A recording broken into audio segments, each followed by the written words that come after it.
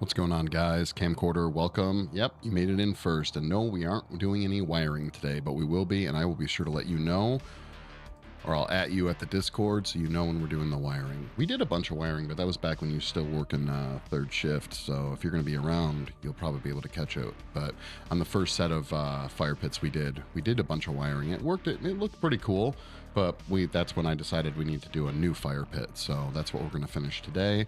And then if time is available, we'll model the start molding the hand. So first things first, if you guys are new here, you're watching this now or in the future, be sure to hit that like and subscribe, particularly on YouTube, where you can see all the past streams, so you can see how we got to where we are with current projects. All right, let's get into it.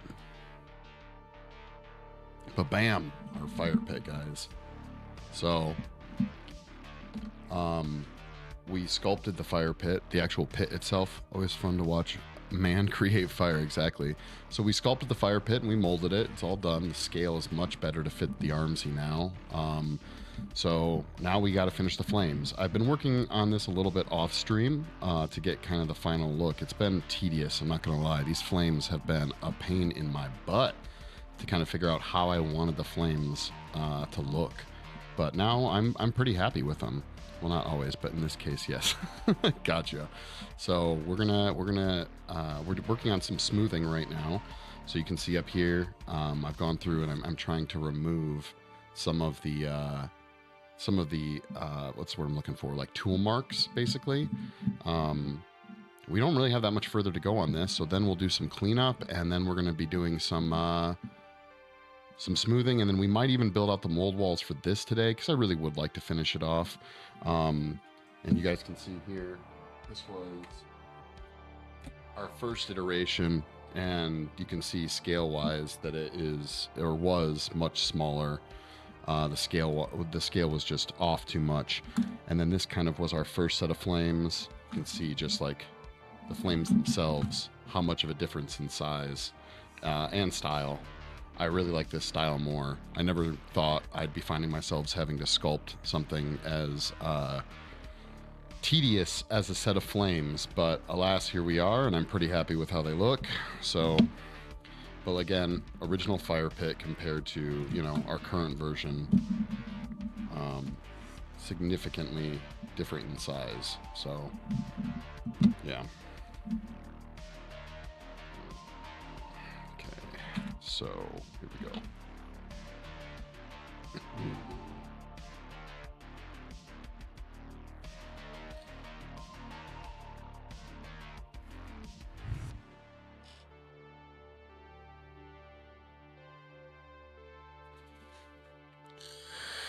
Dope.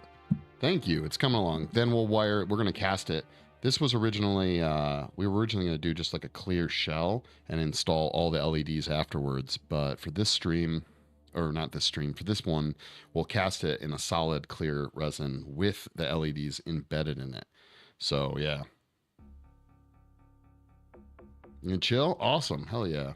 Jerry, thank you for the follow. Really appreciate it.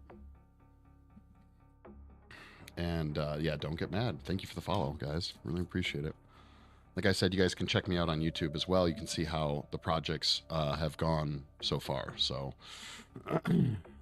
yeah, let's get to it. So I think the first thing we're going to do, I've kind of been working in tandem between using Turpenoid as a smoothing and a sculpting tool as a smoothing technique. So we're going back and forth between the two different things here. Unfortunately, Turpenoid does get pretty messy, so...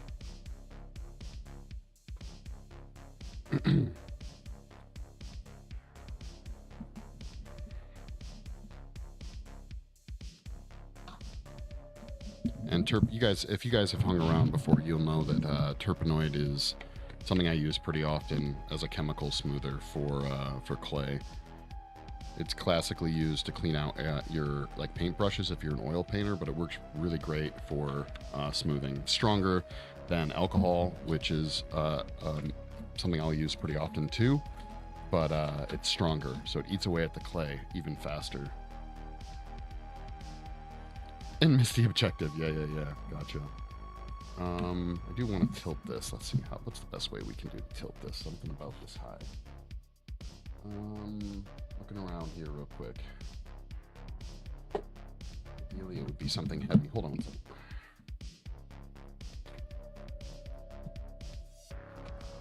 What better to use than the mold for the original fire pit to tip this up for us?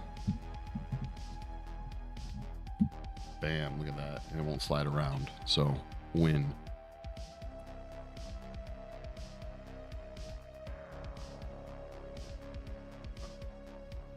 There we go.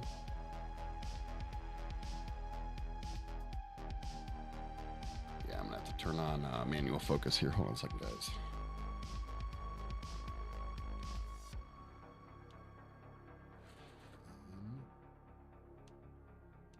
Function. Wide. Center? No, function.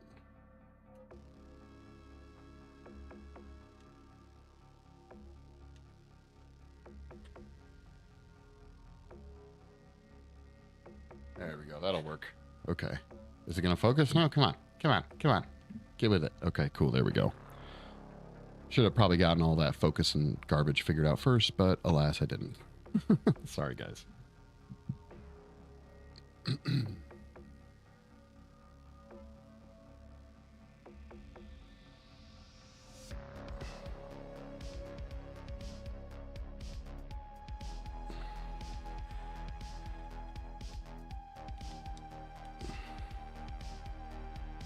Bam. There we go.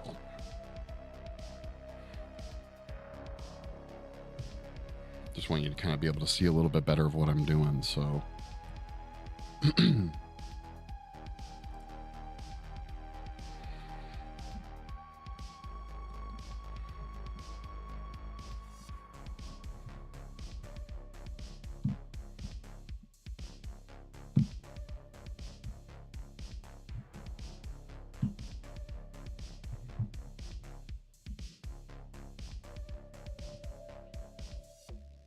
Beautiful brother, work on cars. My hands can't stay still enough for details. What do you do? What kind of work do you do on cars? Like, are we talking like mechanics or body work or what?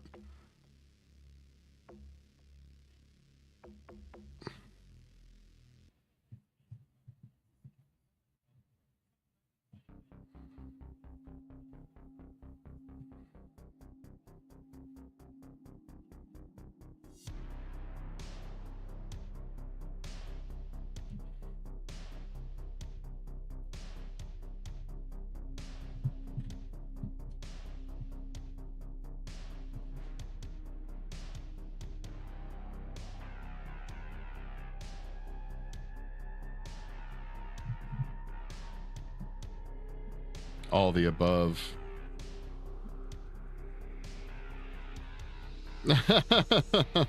Gotcha. Okay. Okay, cool. I grew up in the Midwest with all my friends doing stuff on cars, so although I don't really do it anymore, well, that's not true. A lot of people will literally go to an auto shop for pretty much anything. I'll do that out of convenience, but I'm happy I learned some basic stuff from, you know, changing tires to doing your own oil change, shit like that. I enjoy working on cars. I install my own audio system in all my cars. I do I'm up to doing a lot of stuff, but it's also because growing up in the Midwest, I had garbage cars growing up. They were all hand-me-downs or really, really old cars. So when things went wrong, you know, I didn't have the money to go and take it to an auto shop or something like that. I had to do all the fixing myself, which sometimes make you hold on to cars a lot longer than you should. I think I replaced the alternator on my 99 Malibu like 3 times with like refurbs and stuff. So that car was such a piece of shit. I mean, I got it for free. It was a hand-me-down, so I really can't complain, right? But damn.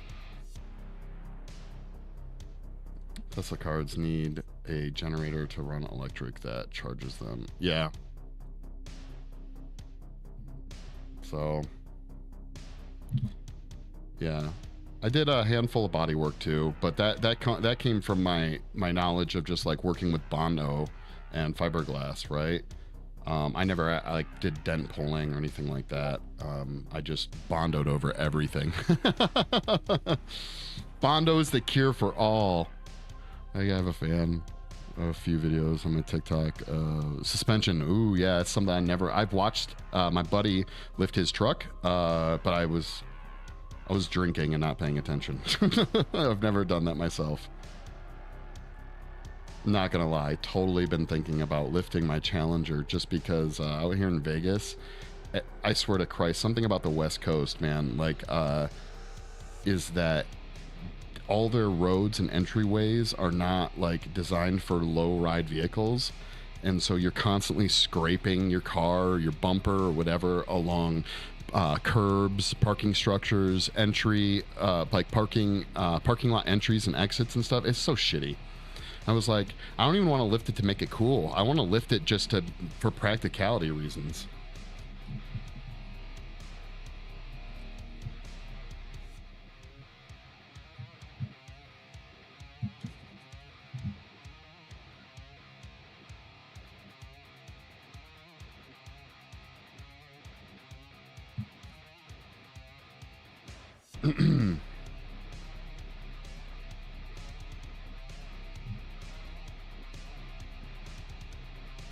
Florida stays messed up. If you lift it, get bright underglow, it'll look beast.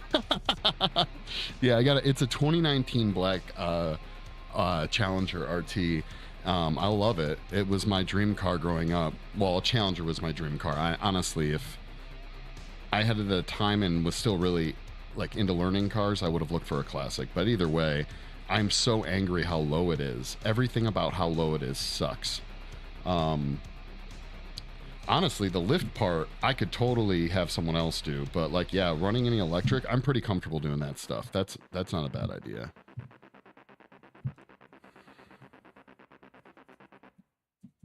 It's funny, I got my Challenger and I was like, yay, I finally have like kind of my dream car growing up, blah, blah, blah, blah, blah. And now where I'm in at life, I'm like, I really don't give a shit about this car. So like, I'm like, can I just get something comfy? I need something way more comfy. Supercharged AutoZone has spacers for your coils easily, and so so this is my thing. It's if you look it up, you'll probably be able to find out more than I can remember. It's a Challenger RT 2019, so it's a V8. I don't know. I don't think it's supercharged. I could be wrong. No. Remember, I know just enough about cars to get myself into trouble. Okay. And the only reason, to be honest, my car buddies were the ones that convinced me to get a V8 because of the resale value. Not sure nowadays why V8s still resell for higher than like V6s, because it seems like that's not going to be something that continues to hold over, but it does seem to be true if you look up like comparative pricing between like different types of motors, right? I don't know why that is the case.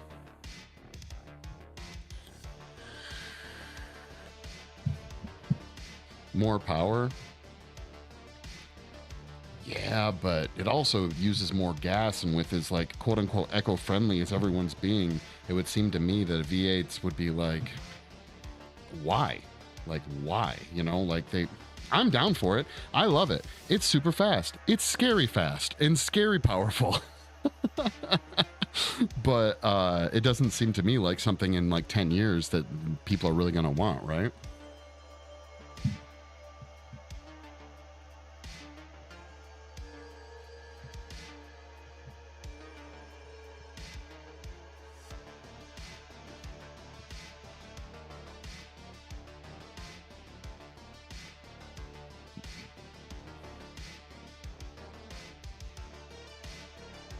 K2400 motor is cheap and gets 1000 HP after mods, of course, but V8 doesn't have that limit. Oh, okay, gotcha.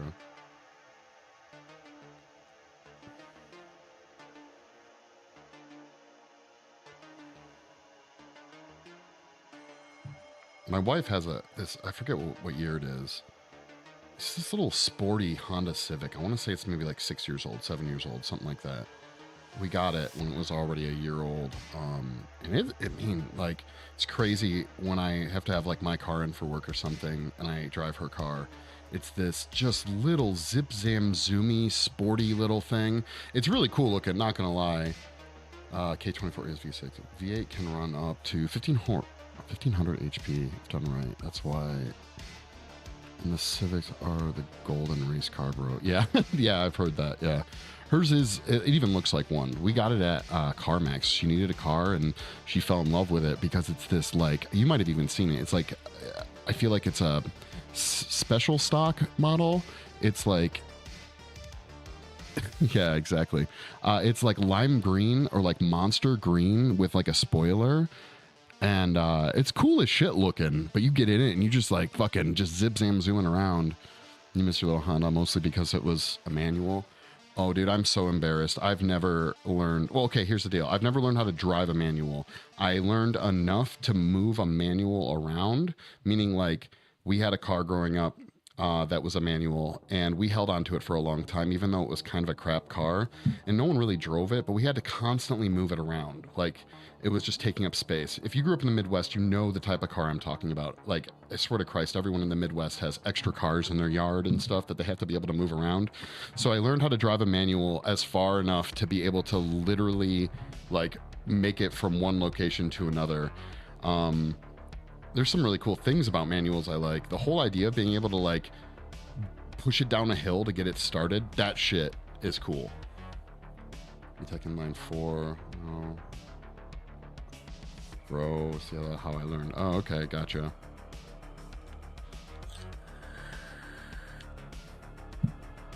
You don't have carts in your yard. That's okay. Well, okay. Not everyone, all right, but there does seem to be something that out like on the West Coast doesn't seem regular, where if you drive around the like rural Midwest for the most part, you will find tons of people that have like extra motors, extra cars in their yard and stuff, you know. I had to do that once.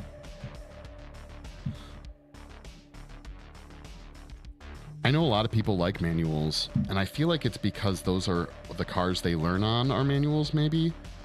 I've never, like I said, since I've never regularly driven one, I don't really see the advantages or why anyone would care anymore. Technically, okay, oddly enough, my Challenger has a manual setting. It has little fucking gear shifting knobs on the driving the steering wheel. I've never messed with them. My buddy did when he drove it. My buddy, the car guy, he came out to our visit once I got the car, and he's the type of guy I just trust to drive insane, but also like safely. And so I was like, can we just go drive my car around, but you drive, and we just open her up, and he did, and he messed around with all the manual settings. It was a lot of fun. It was a lot of fun. I don't trust myself. Gotta go work unexpected, but I'll be back. Yeah, for sure, dude. Thank you. Thanks for hanging out. I appreciate it.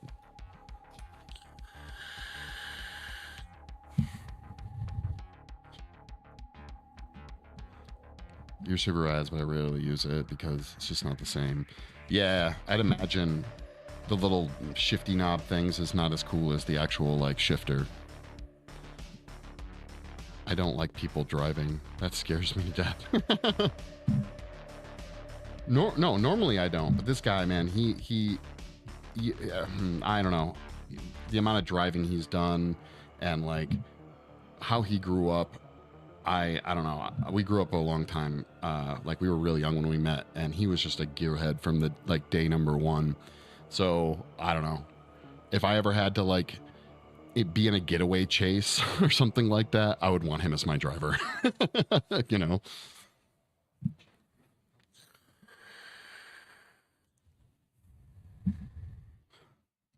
Oh no. And on an automatic, you accidentally shift, and that could go very poorly. I've heard that too. I've heard people that go from manual to automatic, like always trying to find the clutch, you know?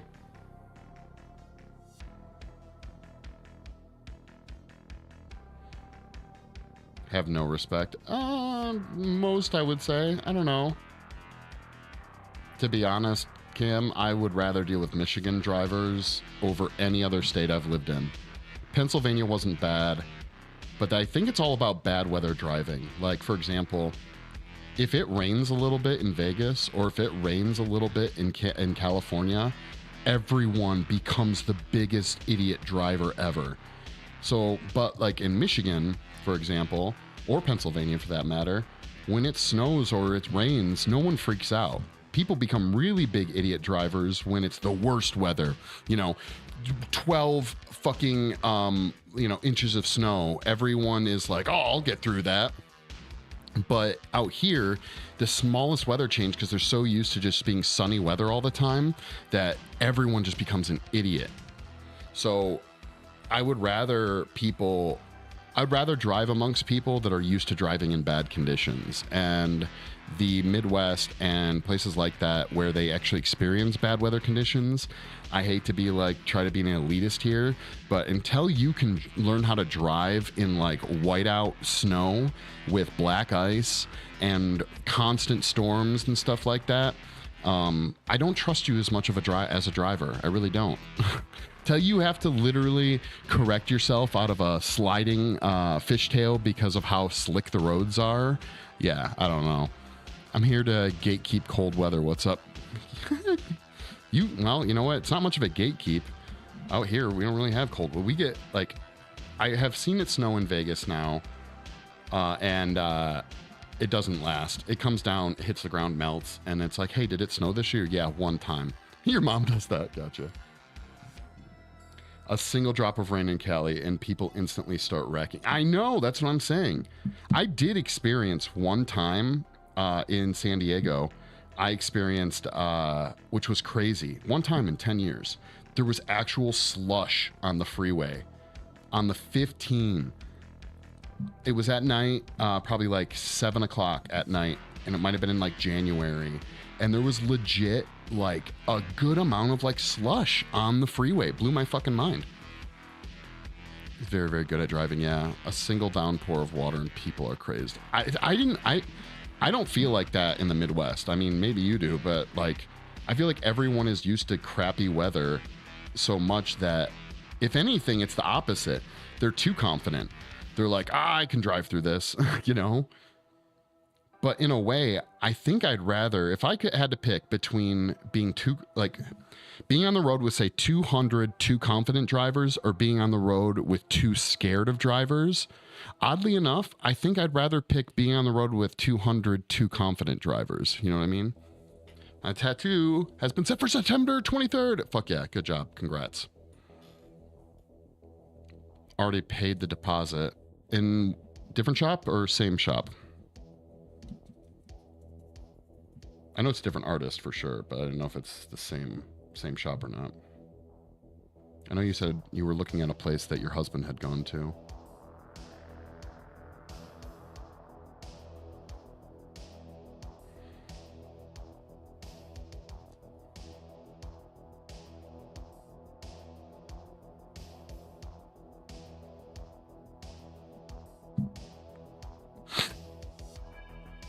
Because fuck that original shop. Oh, okay, gotcha.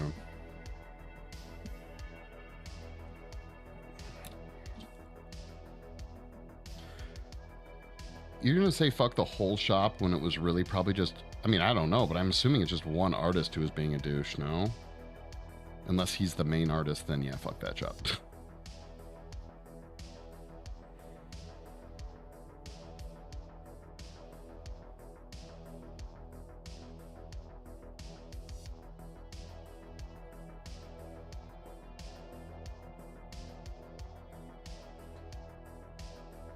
No, that shop isn't bad shop, honestly. Just hard to get a hold of, but it's a good shop.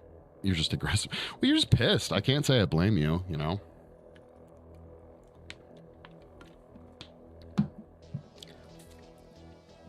I'm guessing every shop kind of has their own method for, like, customer correspondence. Like, in a way, I would imagine some shops where the artists are the ones that schedule their own work, right? But at the same time, I imagine there's some shops where they exclusively work through like a scheduling like assistant or something, right? And at which point you could totally blame the shop. But if it's just the artist being a shit, then screw that dude.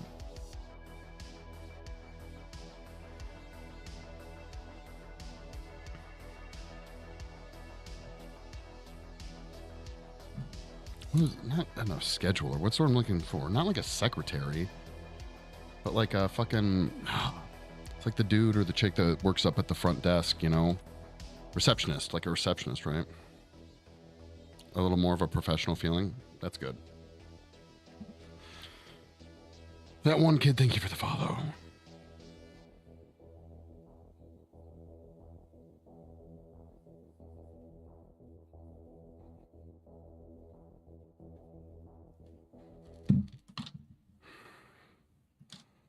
They're called front of house workers. Oh, okay. Yeah.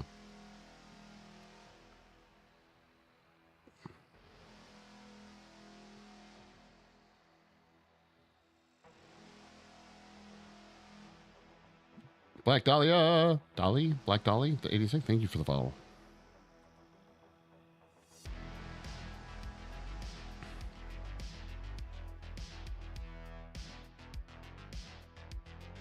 Because a lot of the tattoo artists I've known over the years definitely kind of do their own selling, meaning like once someone works with them, they want to keep going back to them and they give out their personal Instagram or phone number. And so I'm guessing those guys, those types of artists will then go to the front of house people and say, hey, this dude reached out and I have a scheduled, you know, time at this period to do this tattoo or whatever the case may be, right?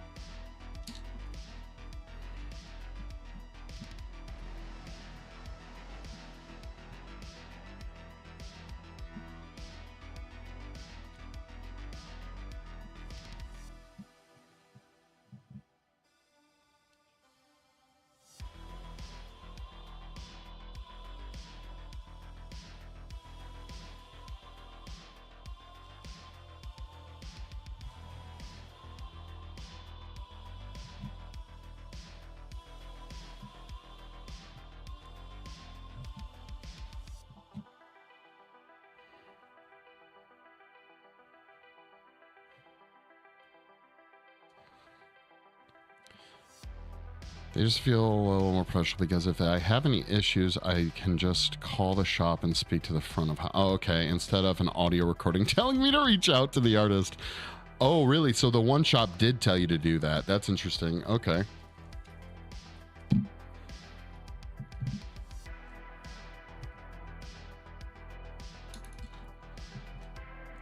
That's kind of exactly what I was talking about. Is like some people probably are, some shops are set up that way where you just have to reach out to the dude you want to work with or chick or whatever.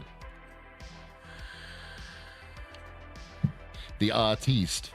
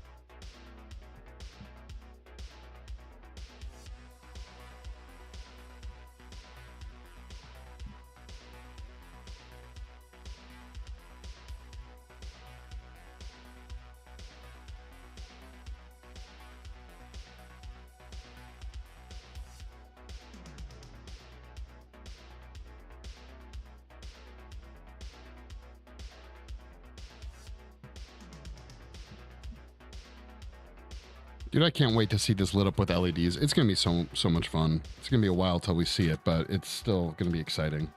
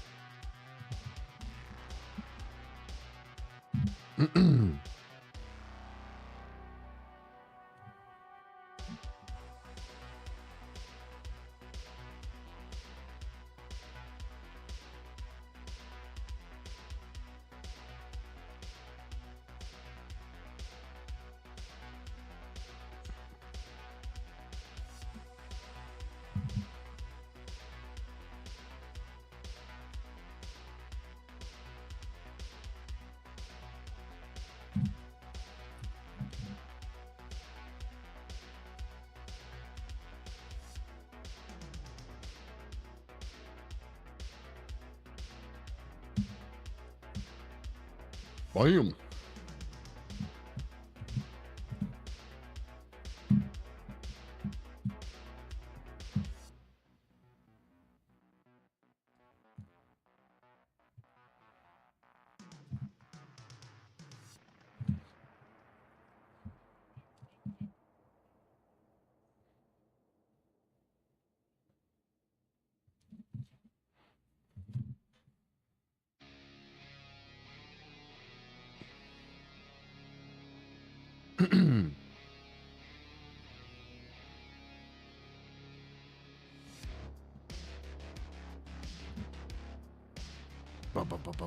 So I was in the in an ocean of ads.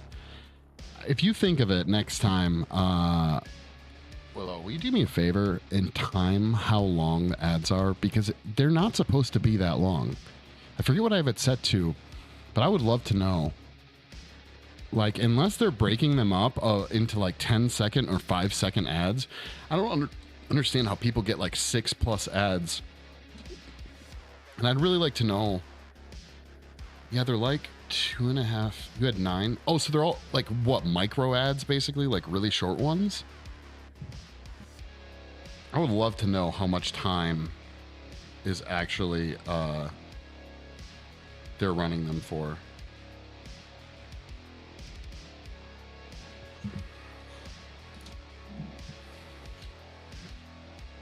Yeah, 10 to 15 seconds. Okay.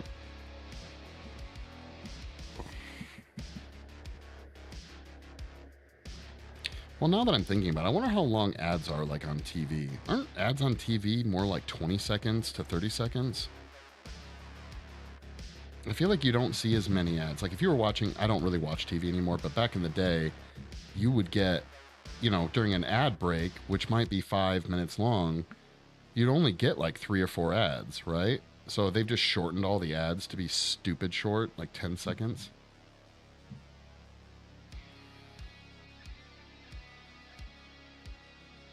TV ads are 3 minutes of 30 seconds. Not always. It's not always 3 minutes, right? Or again, I don't watch them now. Maybe they have universalized that, but the closest thing I've seen are now the ads on like Tubi, which I'm fairly new to be honest, but I do like Tubi actually.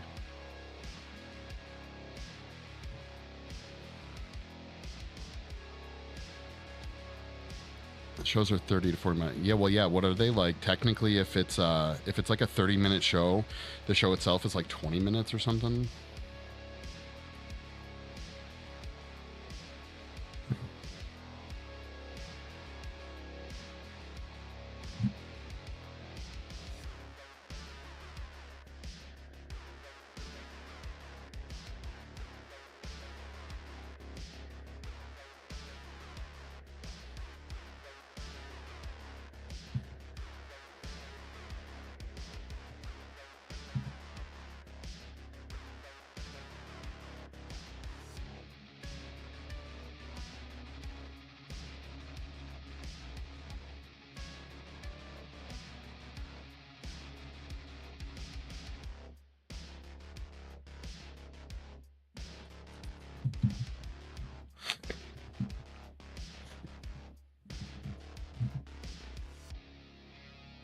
Not ads. It's 3 solid minutes of a preview of one of their shows. That's a good point. That's a good point.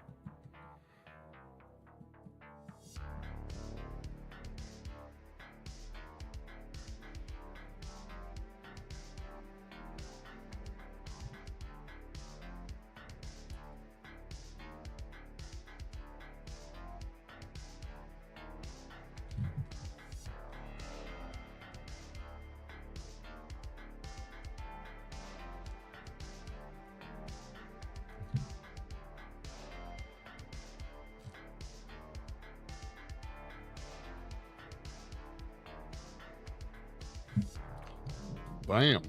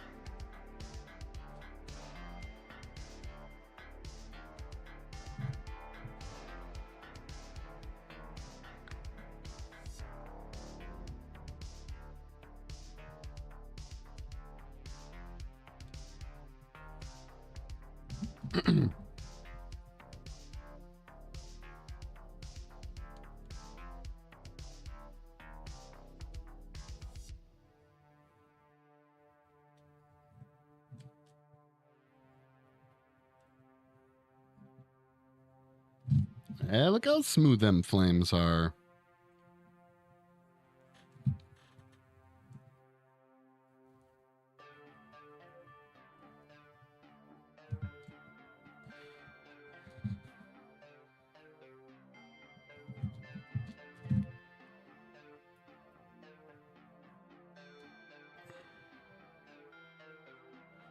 Such smooth, much flowing. How's your day going, Glitch? Whoa, sorry guys.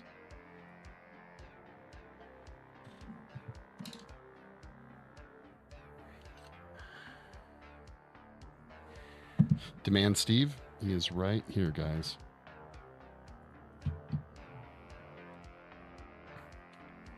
Bam, some Steve. Some Steve. He's hanging in there. I actually think this fire pit might be my integration to a base for Steve, since he needs a base. Okay, so it's fine. Just forced squish into her Woodstock t-shirt and she's long suffering.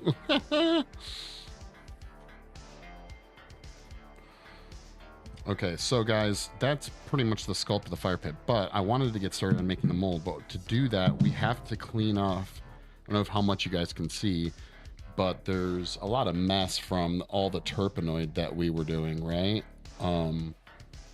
Which is all this brown shit. It's like liquid clay.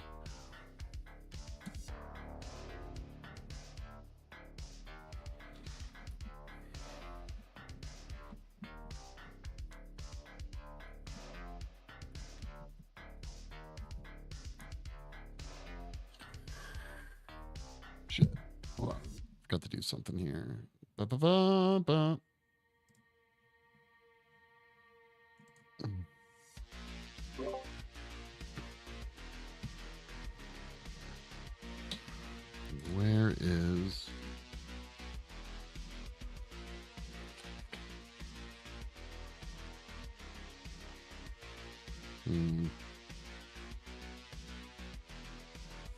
We're going to trim this real quick. Hold on.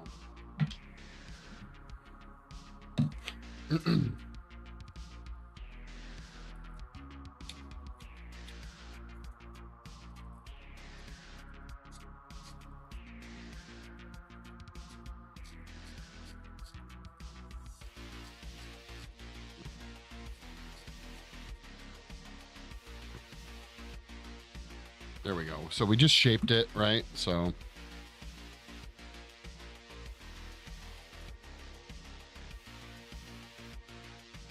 I don't know if we'll use this one. Some of the areas are more delicate, and this type of like, I forget what type of hair chip brushes are made out of. I think it could be boar hair. I don't know.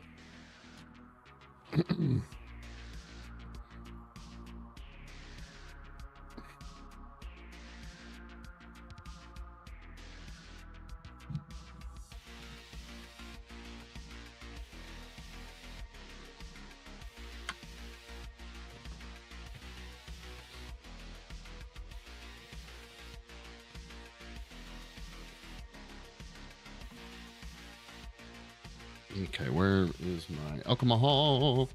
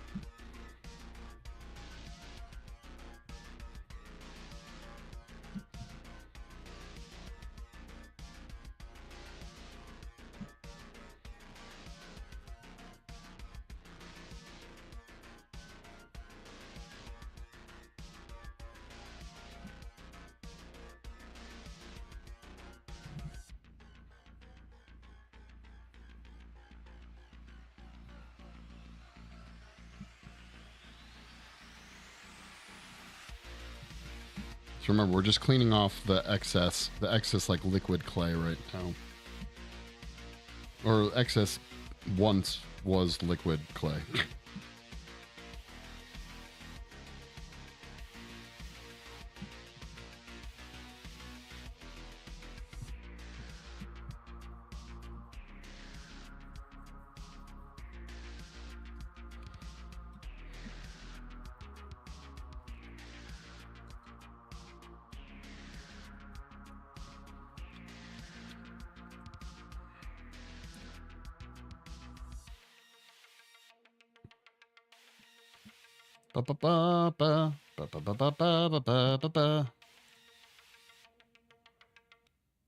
Where am I going here? What am I doing? What am I doing? Where am I going? No.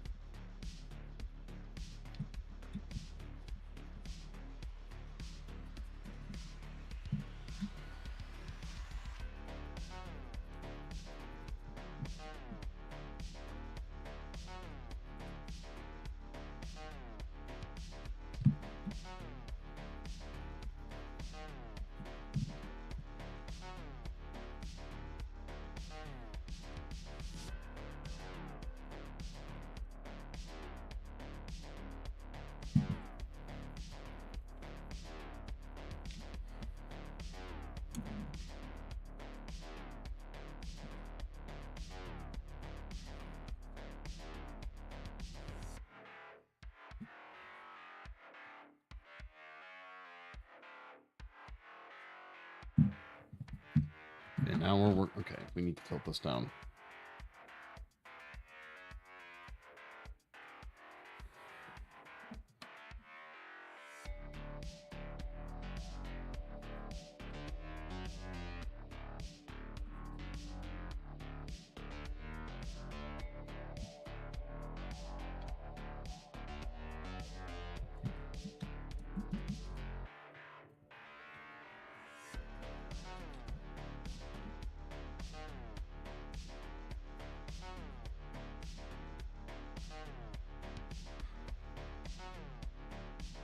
Vuthian Studios, thank you for the follow.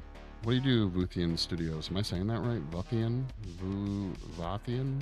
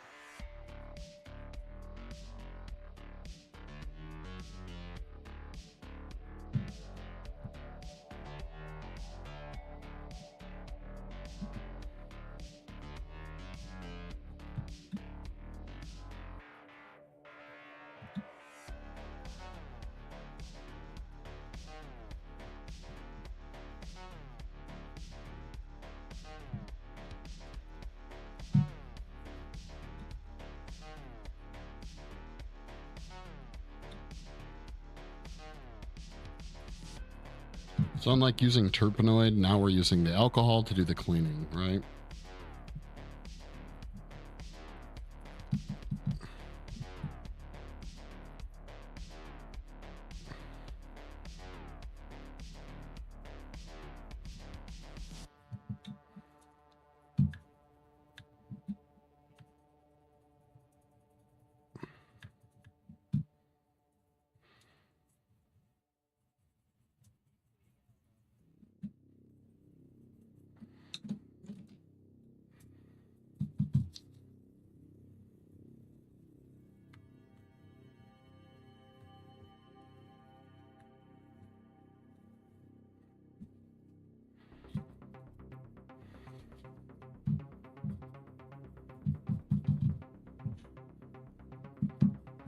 Whew.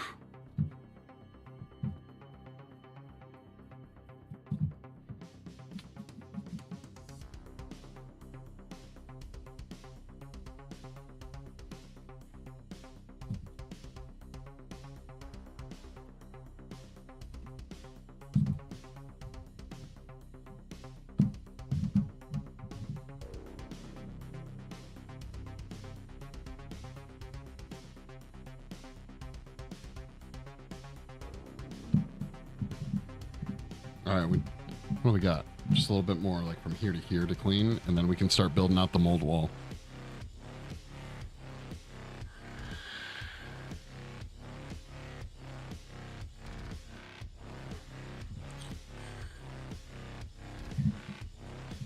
We also have to consider the type of undercuts we're going to be dealing with, which I'm not going to lie, are fairly significant, which suck.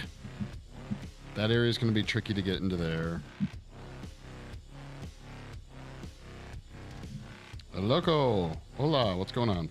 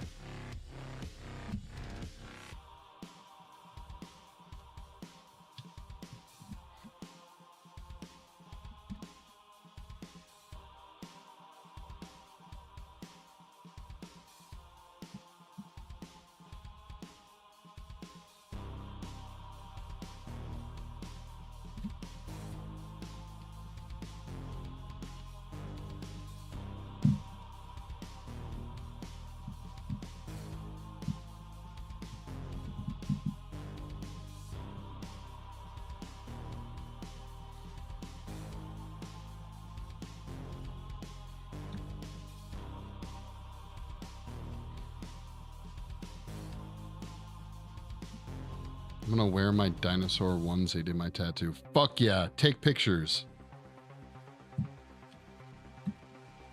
This is your neck tattoo, right?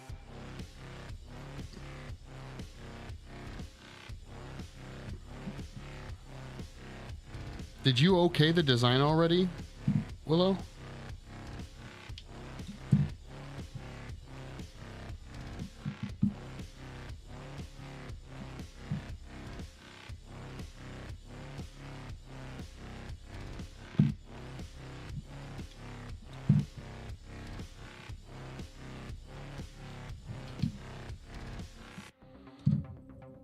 Yeah, it's my throat. The one from ear to the other. Yeah, no, he's sending me it to me in a week just in case I want to change anything.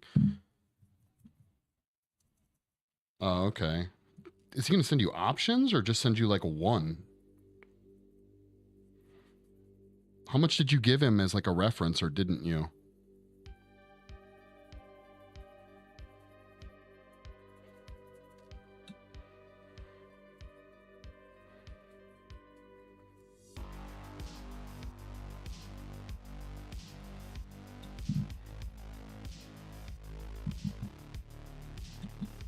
I'll send you the reference. Yeah, I'd love to see what you gave him. Did you design it or did you find something online you liked or what?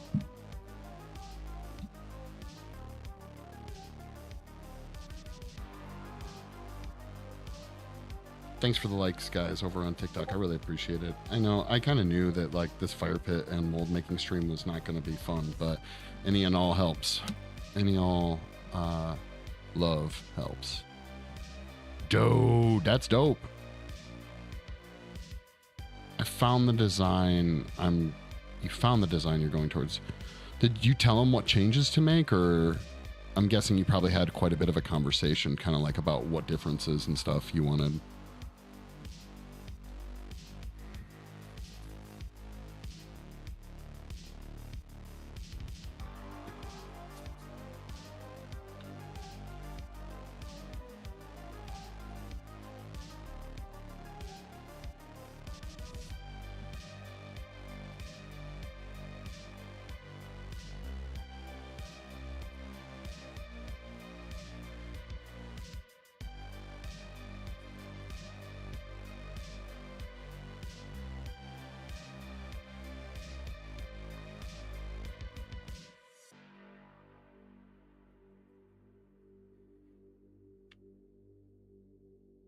Paper towels, where are you?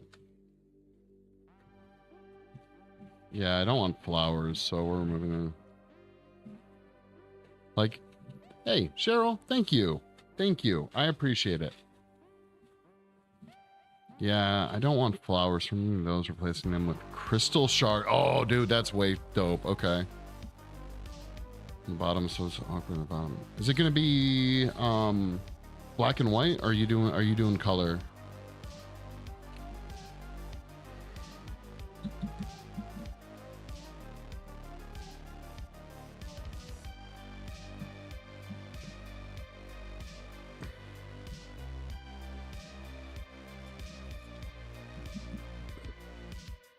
It'd be full black and white. I don't like color color tattoos at all, actually. Well, that's not true. I think they're cool. Like when I see a cool one, I'm like, oh, that's really fucking neat. That's a great use of color. It looks beautiful. But I like them the way I like paintings. Like they're really cool. I just don't think, I don't like color tattoos at all. Like, I think they should always be black and white, but that's just me. I've never seen a color tattoo last the way that people want them to, ever. Some last better than others, but ultimately I feel like it's not worth the chance, you know, and then you're having to get them updated and fucking fixed up and stuff, you know, retouched or whatever. It just seems like wildly impractical. Less for something. I promise it doesn't look, there's no way it looks as vibrant as it did the day you got it. There's no way. What do you have a color tattoo of, Camcorder? Or what do you have a tattoo of in general, I guess? Do you have lots of tattoos? You only have one? What?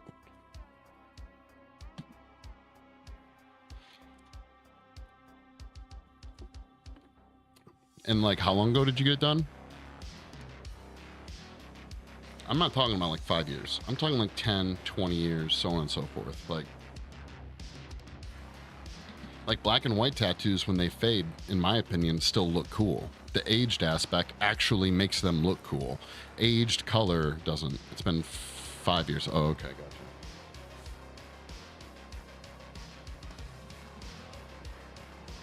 What is it of, if you don't mind me asking?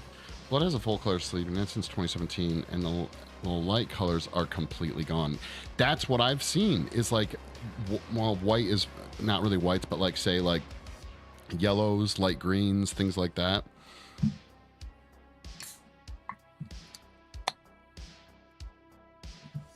I actually saw a really cool tattoo video online yesterday of someone who had gotten a blackout tattoo, one of those like solid, their entire calf is just like was done in like solid black. And then someone went in, I don't know what they went in with, like white maybe or something, and tattooed over the solid blackout. And it's cool. It ended up being really cool because obviously tattooing over a blackout tattoo is going to lose, you don't obviously have the contrast you're looking for, but they did do like subtle transition. So if you look at it right, it's almost like a hidden tattoo inside of it with really cool designs.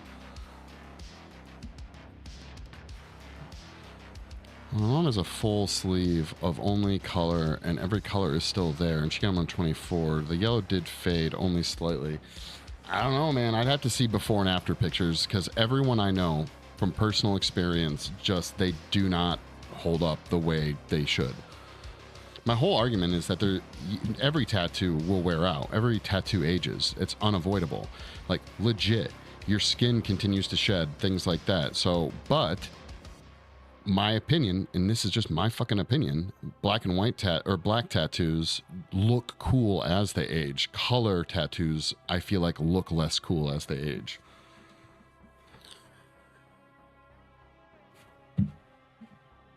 Frankly, I kind of feel that same way about photography.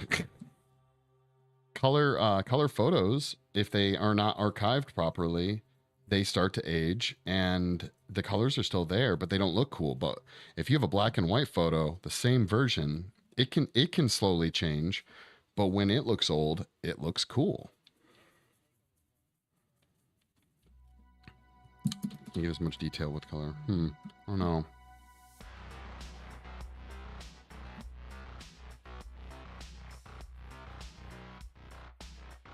When I see someone get a color tattoo that legit holds up, like it looks like it, like how whatever the tattoo looks like when it's fully healed, it looks that same exact way 10 years from now or from then, I will change my mind. I just don't think it will.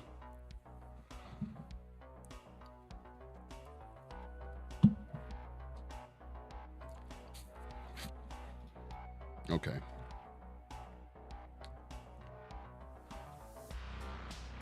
As a silhouette versus a rendition? No, probably not. I don't think I'd make that argument. But I don't think they're the same. I agree, but I don't think they're the same type of thing.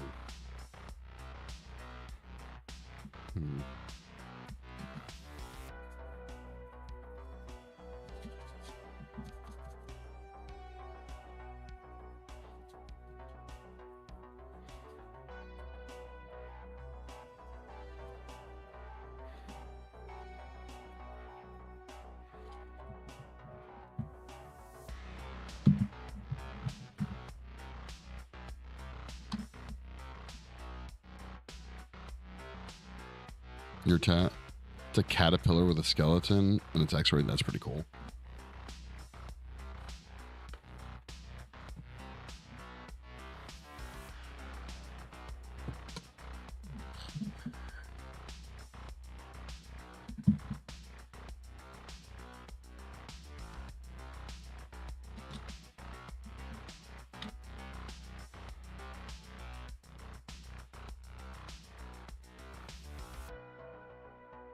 And it won't fade out. I think it really depends on the type of tattoo. I've seen some really amazingly detailed black and white. Yeah, I literally have seen amazing black and white detailed. I think color probably, I would generally disagree, but this is all opinion, right? My version, like, it's all opinion based. It's subjective.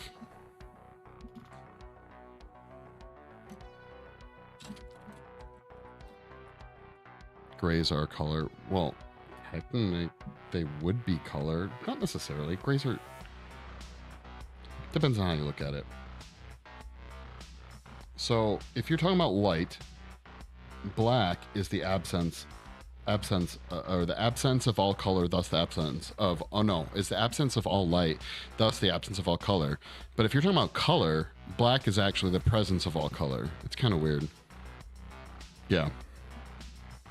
It depends on context.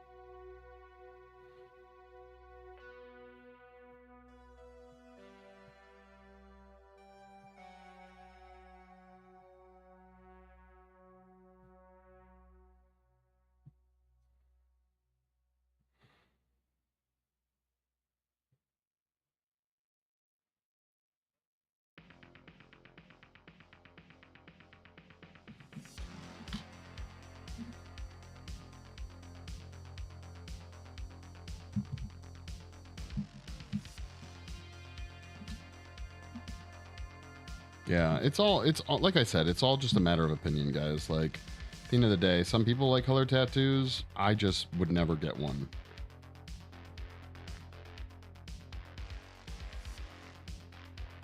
Well, that's actually not true. I would consider getting a color tattoo if my entire plan was to do it in like one solid color. Like, imagine a grayscale, but instead of it being black and clear, it was, you know, different gradients of like red or something, right? And then I planned knowing that it was going to break down and not look as cool, but specifically a certain way. Then I would do it. Yeah. It's some amazing color tattoo. Yeah. Gotcha.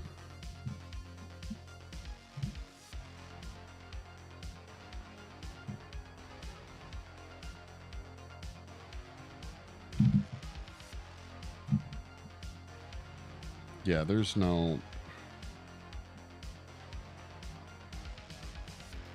It's always going to be subjective. Just like, frankly, just like every other type of freaking art is subjective, right?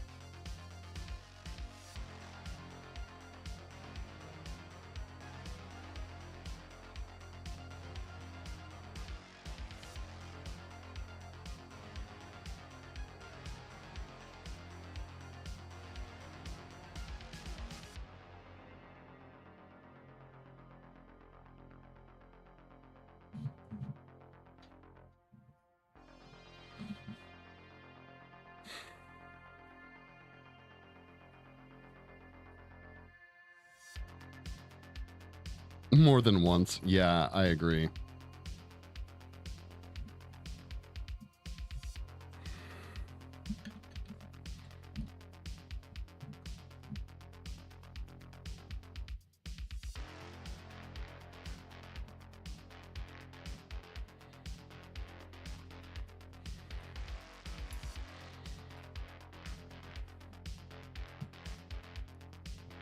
Infected with Kirby in black and white while still being able to afford it, plus being totally without doubt recognizable.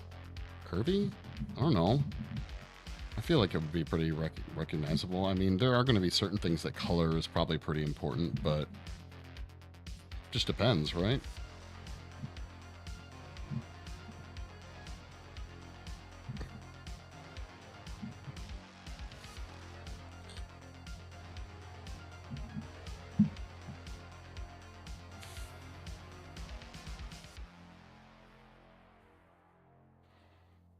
It's about the details. Well, and even then, it might not be about the details, right? If you're going with a really like silhouetted or solid black tattoo, details probably don't, you know?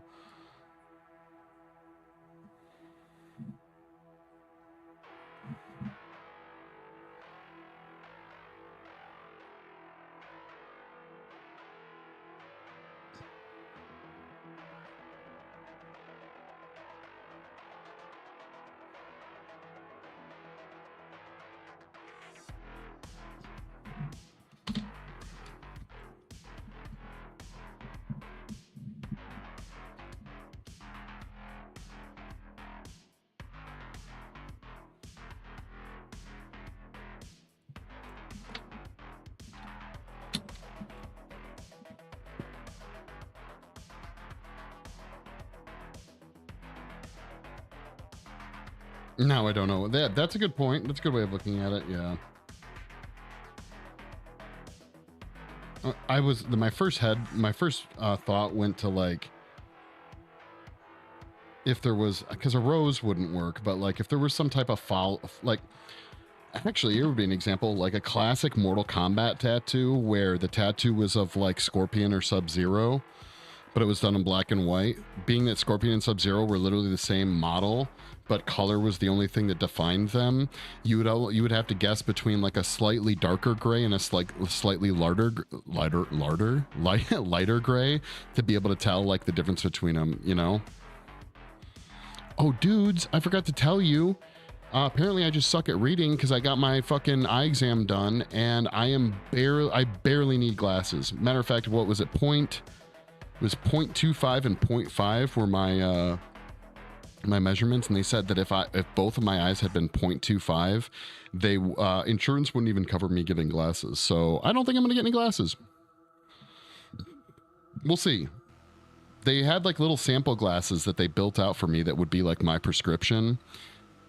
You're at minus 7.5. Damn. Is that both of them or just one of your eyes?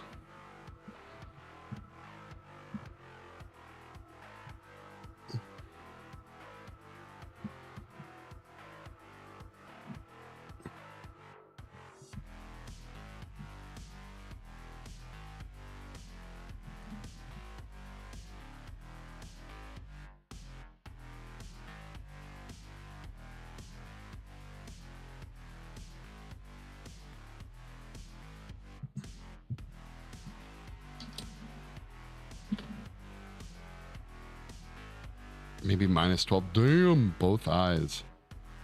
I can't see past the tip of my nose and slowly declining. I can't even see my nose. Wow. Yeah, the glasses I wore, like, I could tell a difference, but it was like slight. It was very slight. The way the doctor put it, and I would generally agree, is that for me, if I got glasses, all it would do would make me feel like my eyes were more like relaxed. Like I wouldn't have to at all strain to see something. I could just look and see something like 20/20 or whatever it would be. Transformers, what's going on, man? Huh, weird.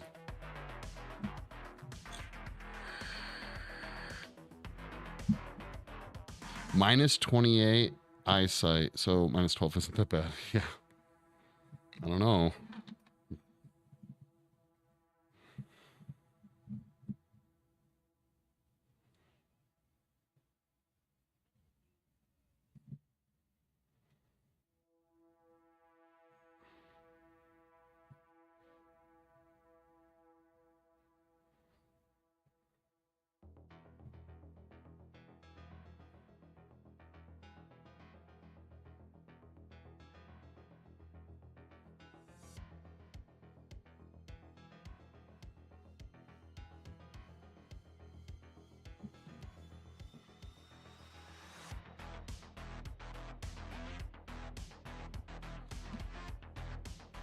Who wears glasses that doesn't know the prescription?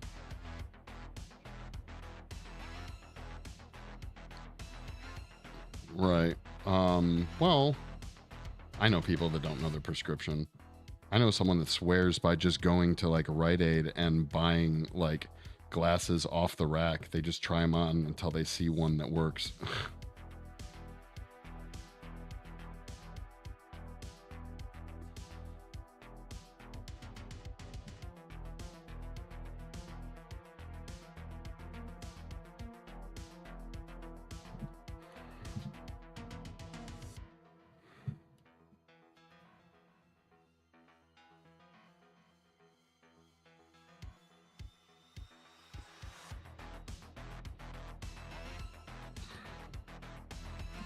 That would be you, but mine are special order, yeah.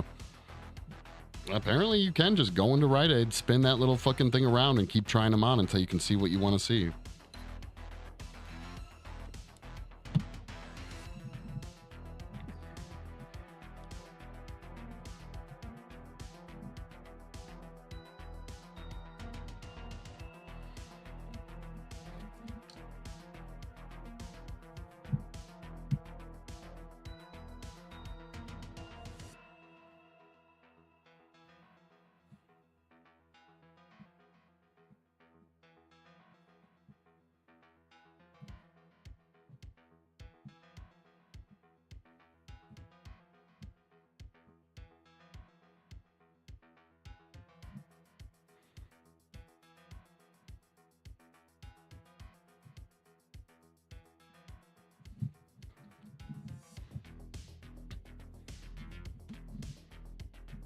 You can get your reading glasses, yeah, but those are for people with positive. Oh, really? People who struggle seeing close-up objects, but see.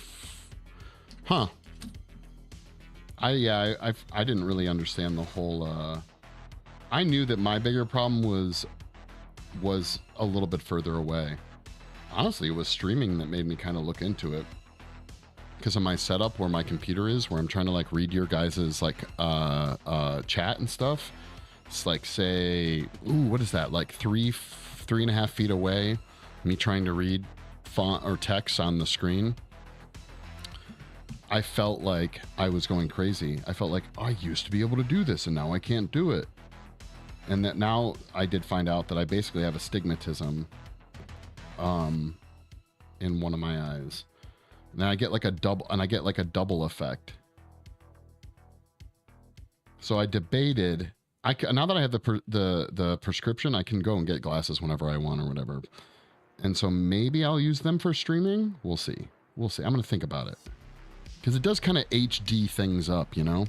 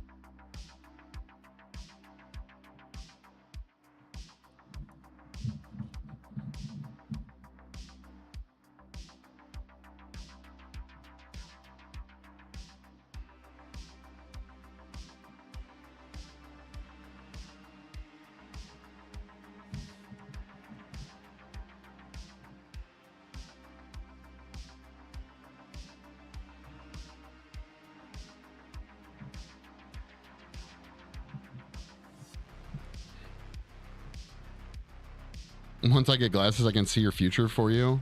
Ooh, maybe. That'd be pretty dope. That'd be pretty fucking dope.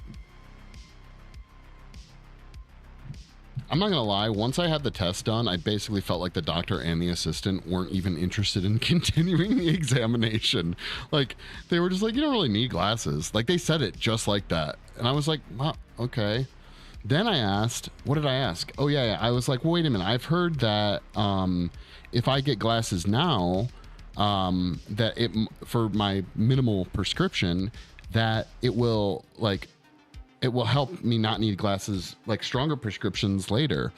And you know what they said? They basically were like, well, basically as soon as people start to hit their 40s or like early 40s, most people need glasses. And she was like, she's like, even if you got these prescriptions right now and you actually only wore them every time you needed to see something that they would help with, you'd still likely need to get glasses when you turned 40.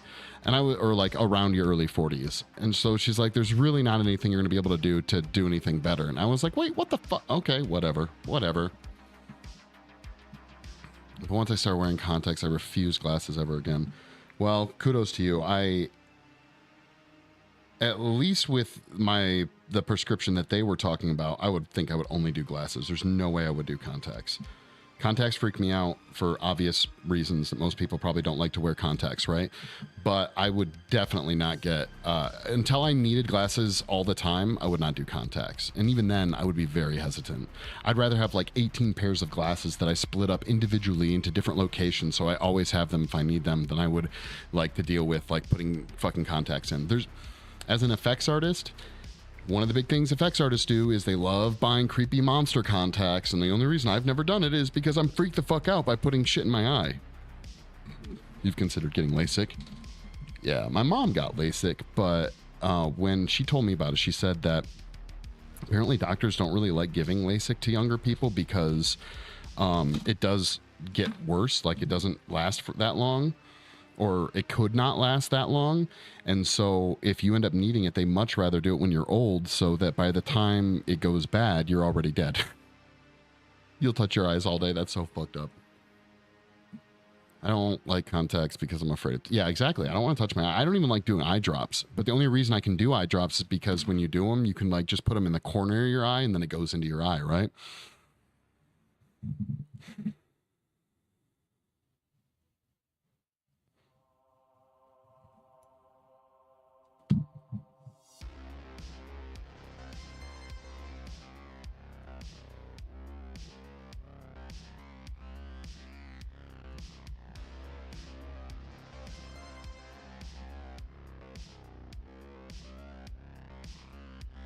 And honestly, the shit that people talk about who do wear contacts, that to them is like no worry, no concern.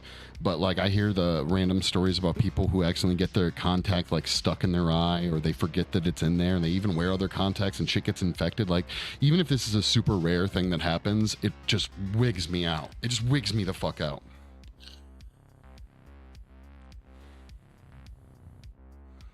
Because they can move and block your vision.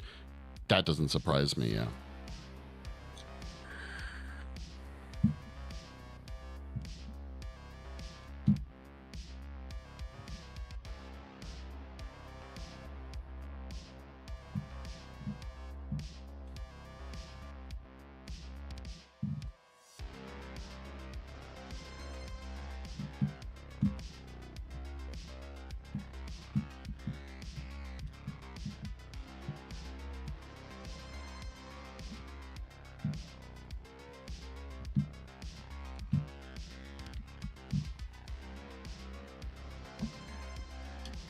Yeah, I have blue contacts.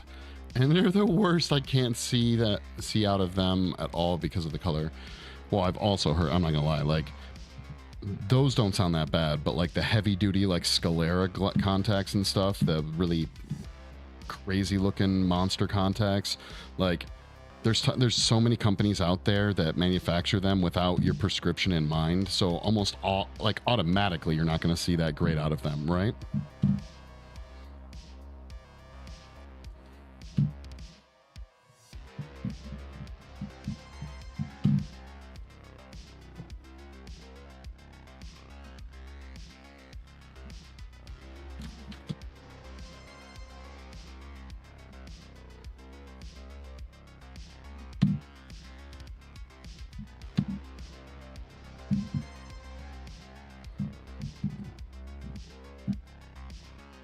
Your R's prescription, but they make my vision blurry. Weird. Wait, did they just turn your irises blue? Is that what you mean when you say blue? Well, and more specifically, scleras, for those who don't know, scleras are a version of contact. I think originally they were branded, but now it's just a term. It means they're full eye. I mean, it's not just covering your iris. It's not like 2/3. It's like a whole fucking eye contact.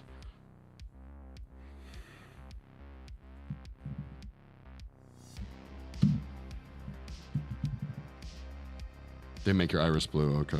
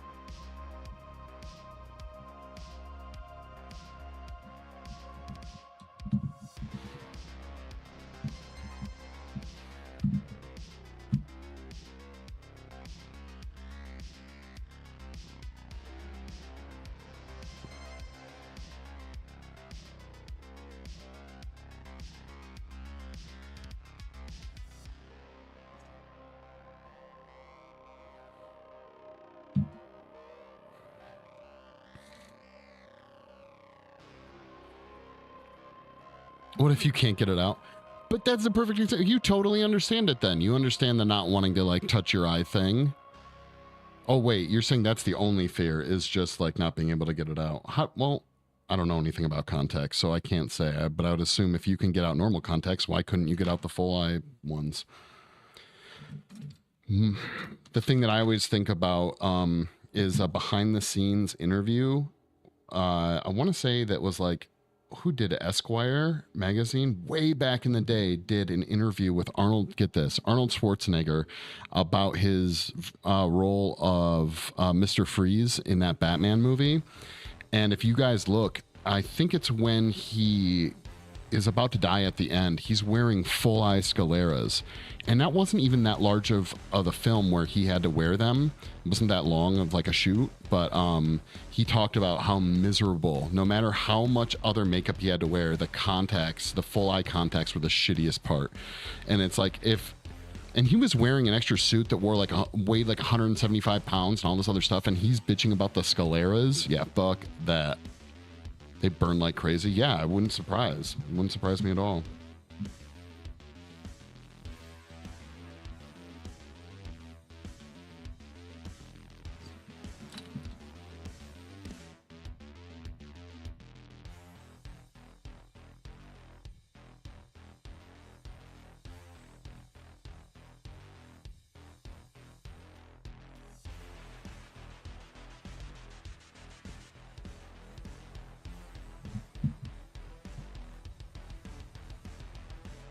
No! Why did I do that?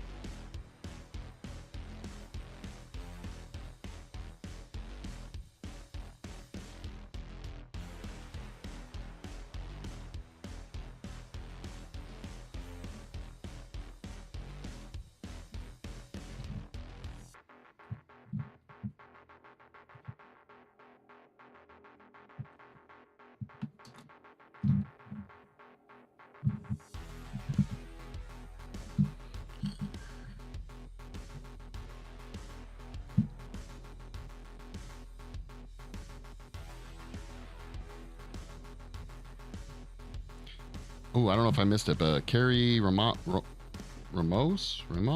Thank you for the follow.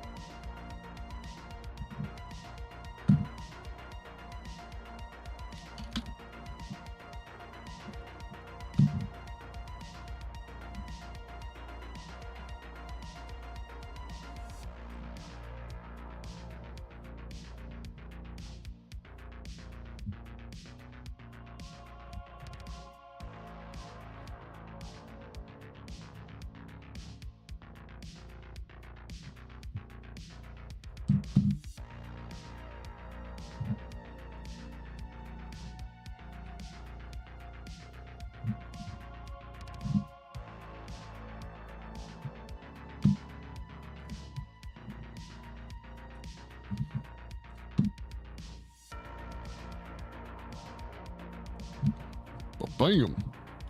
Remember, we're making a mold, guys, but we don't need all this detail. We need just the flames. So we're cutting in, basically, so that the mold will only represent the flames.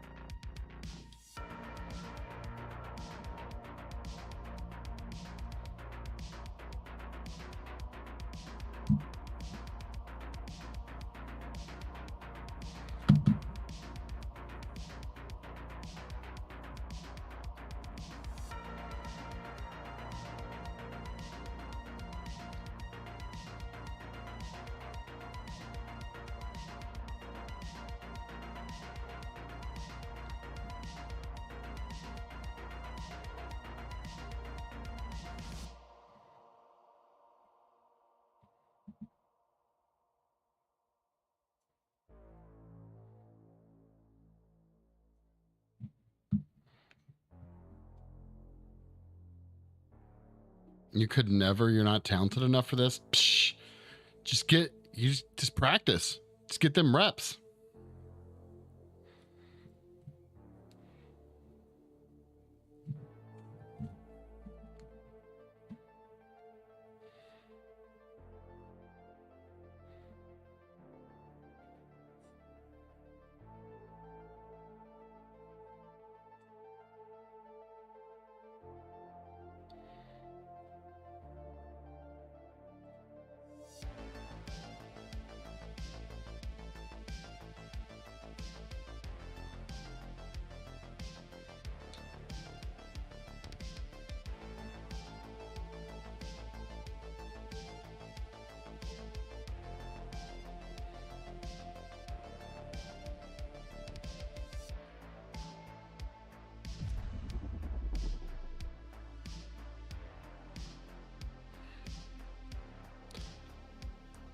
Q and Y, thank you for the follow. How did I not hear that?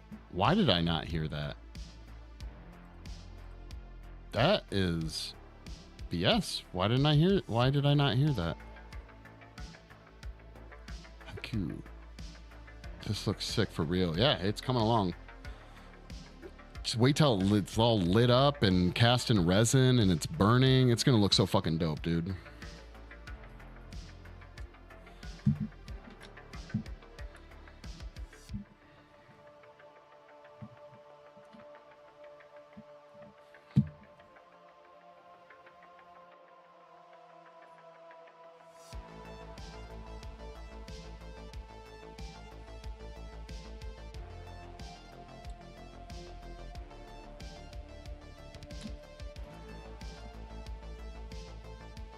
The sculpt is very nice. Thank you. It's coming along. Are you a fellow sculptor? Do you sculpt? Do you do art? Also, guys, for anyone who is watching, if you guys haven't joined the Discord, please do.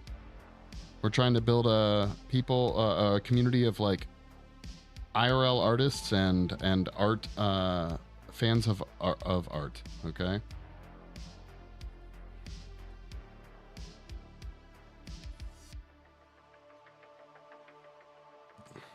Damn it. Bam, that was fast. Thank you, guys. You can post work, you can post links, you can comment on stuff, do it up. It's a small community right now, but, you know, we're building it out. We're building it out. So we probably won't add any clay here. We don't need to do that, but we will, we will need to add it in here. This is a huge undercut.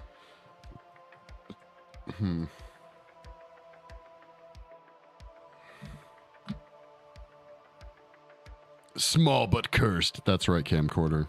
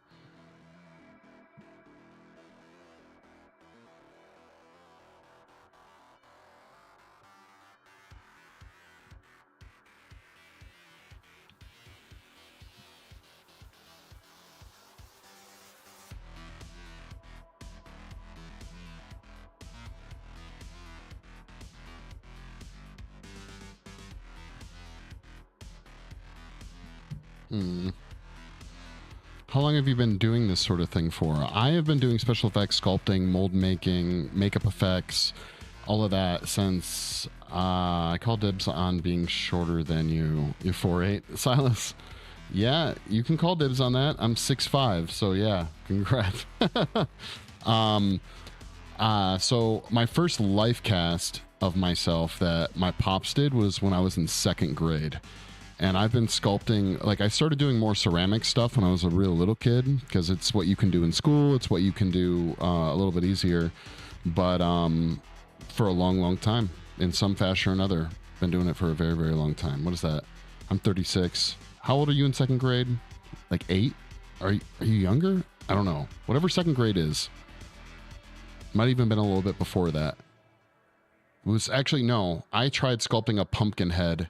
God, it was terrible. I wonder if there's a picture somewhere. I tried sculpting a life-size pumpkin head out of ceramic clay.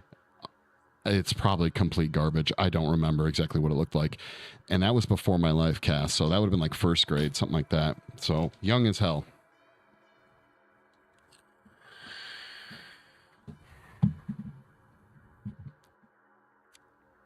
It's cool.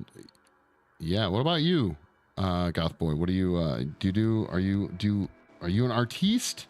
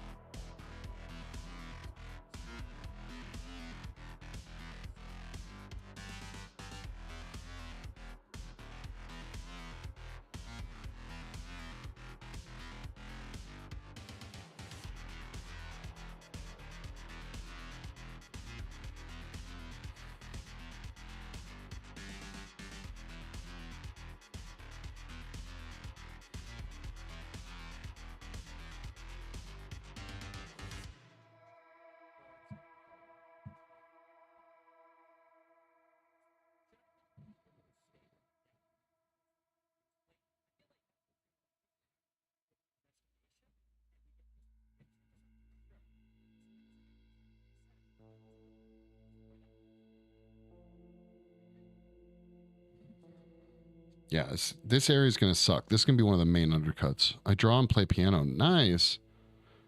Dude, music is absolutely art. I started recording technology for 2 years at a community college when I was trying to escape my traditional artist ways. And it was considered a music degree, and I had to take more, but I only during that time took 2 semesters of classical piano.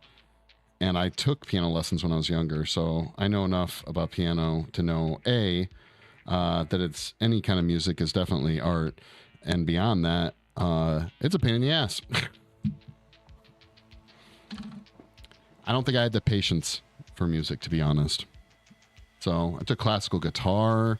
I had already played guitar quite a bit, and I can get by, but music never clicked for me the way that art did, like classic art, sculpting and stuff. It was, I don't know. It always pissed me off.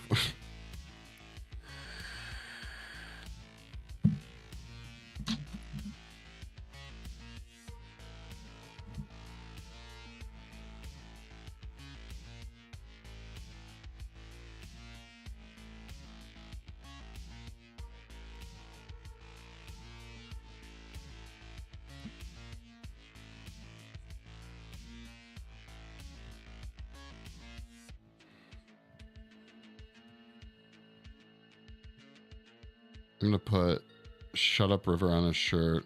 I'm a household name. Wait, what? You have perfect pitch with piano. That's pretty dope. I definitely do not have anything close to that. Yeah.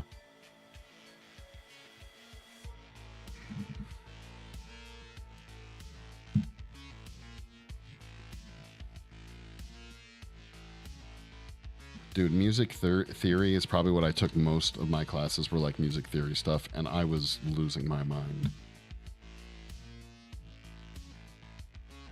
Like, I know why it exists. I know why they teach music theory in music courses. I totally get it, and why they beat you to death with it. I completely understand. But it doesn't make it any less, for me at least, wildly frustrating. Especially when you would meet people that were just like inherently or for no reason just really good musicians, where they don't do music theory at all, but they maybe like you have perfect pitch, and they just like it just clicks for them, so they just fucking can do really amazing music even though they've never studied, key signatures and all that garbage. It's not garbage, sorry, just bitter. Okay.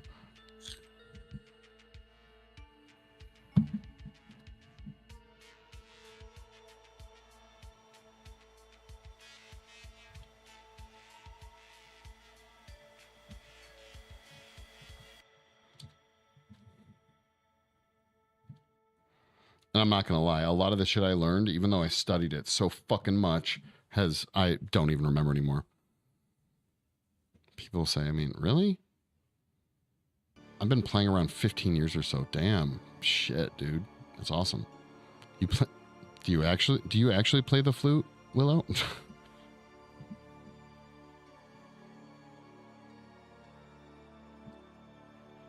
I can't tell if this is like if you're setting up a joke, okay? This is where you say like, I play the skin flute. Like, that's it. Is that where we're going?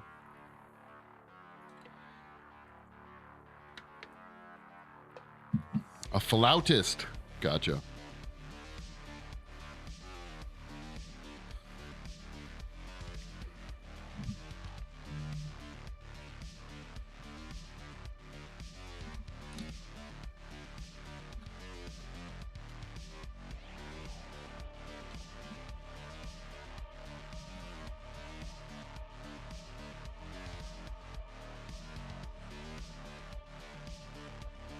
Also play keyboard. Yeah, I can get by on really basic drums, guitar, bass guitar, piano, or keyboard, I guess. Well, it's all part of the same thing. But again, just know enough to get me into trouble, basically.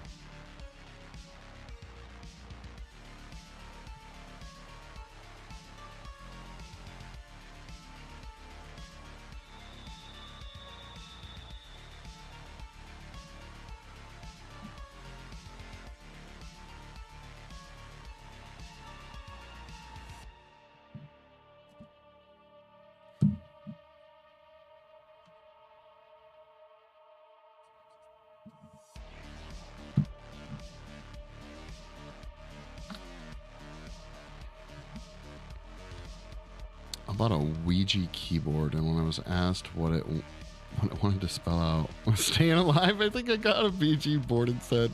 Wow. I do guitar as well, but I'm not as good on that as piano. Yeah, I'm the other way.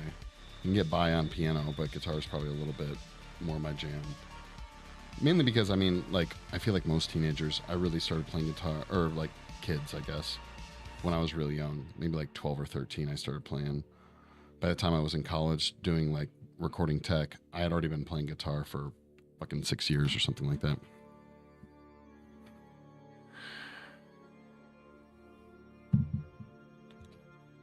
But I've never worked well with other artists, with other musicians, I should say.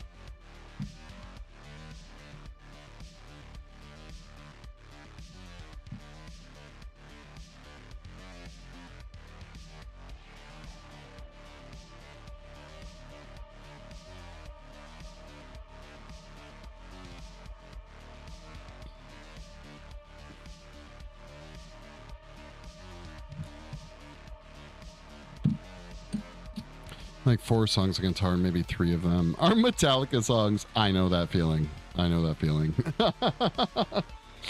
Same. My problem was always like, I never wanted to learn a whole song. I wanted to learn like riffs. And someday, maybe if I'm feeling brave, I'll post in the Discord my old music that I wrote back in the day. I have like 5 songs that I wrote, like start to finish. They're weird as shit. And it's me singing. I'm not proud of those, and maybe someday I will share them. But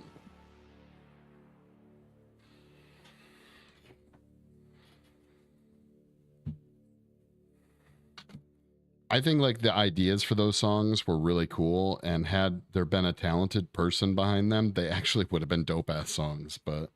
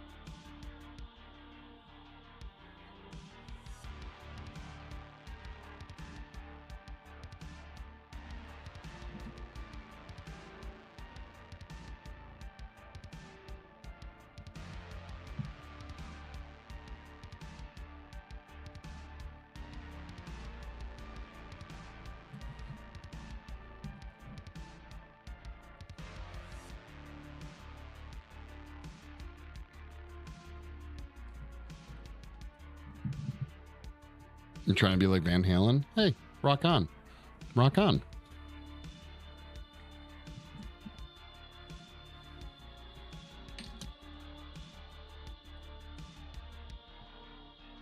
Are you pursuing music as like your career or what?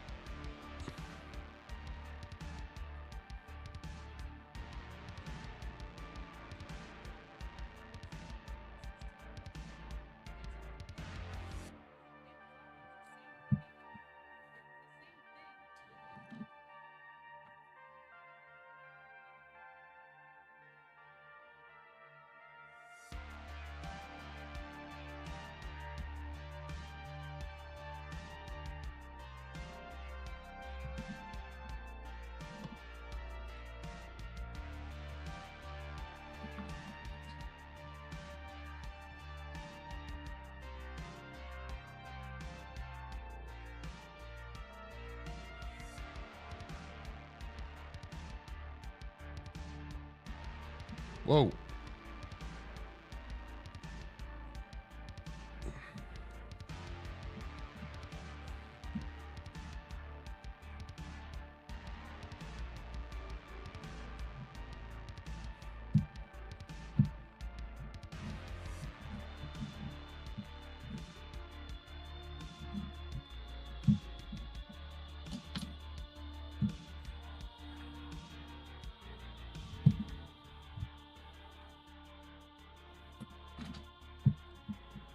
What's the best angle to do this?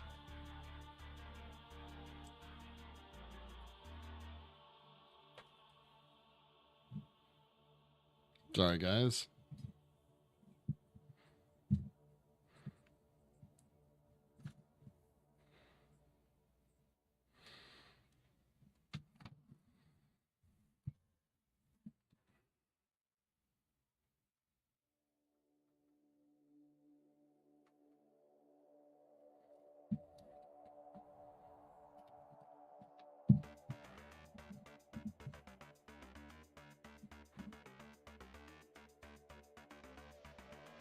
I'm trying. I have a band out where... Wait. I have a band out where I live. I'm trying to come up with chords for a first release that's coming out soon, but it's difficult. I'm like 70% there. Fuck yeah. Hell yeah. What kind of music? Is it like Van Halen?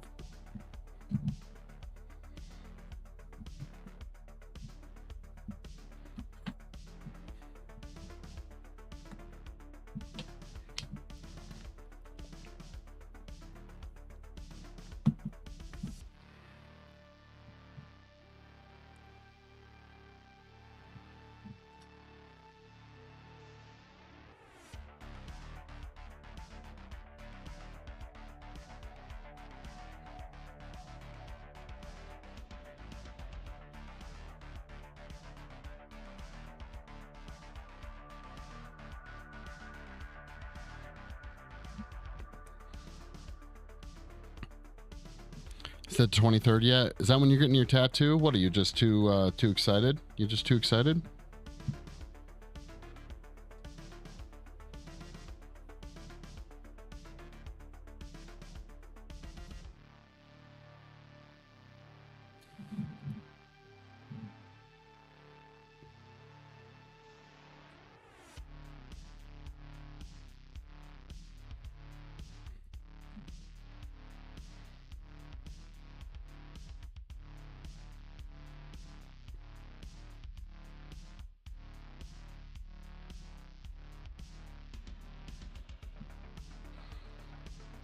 We're kind of like Blink 182 vibes at the moment, but I get my solos. There you go. Then come over and sedate me until the 23rd. You're very excited? Wait a minute, 23rd? Wait a minute, are you... What is the fucking date today? Are you talking about the 23rd of goddamn... We're still in August, right? September, right? Get me excited. I was for Christmas when I was on September. Oh, okay. Yeah, you got a ways to wait, yo. Was that their first availability, or was that your first availability to do it? Sorry, guys, you're not going to be able to see this that well.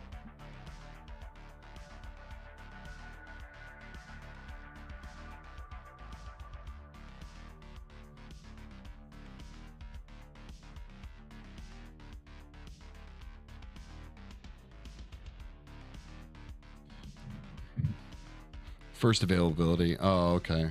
Wait, do you have to do a Saturday?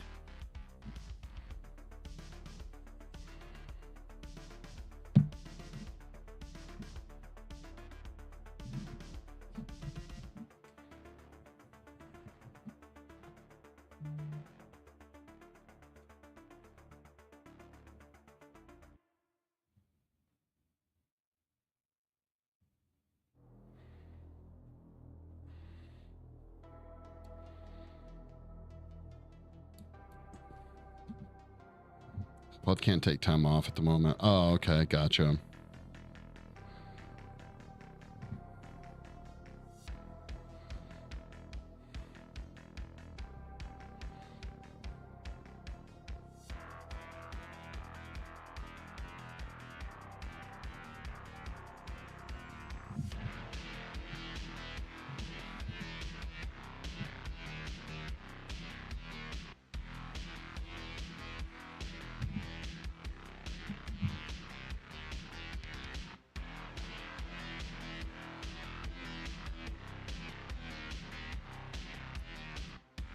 It would be a lot sooner. Yeah. Dude, I want to get back into testing that tattoo pad so bad. Too many open projects, guys. Too many fucking open projects.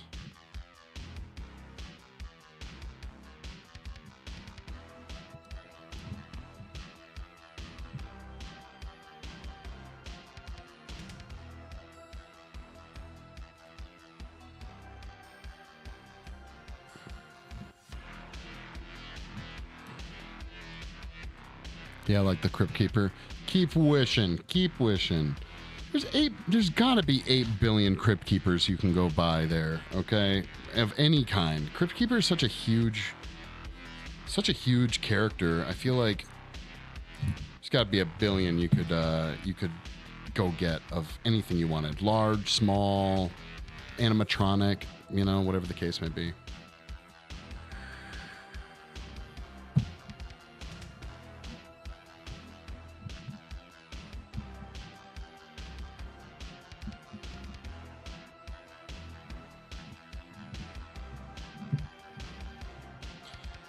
I thought the other one was going to be more annoying, but it's actually this one. This log is the most annoying one for sure.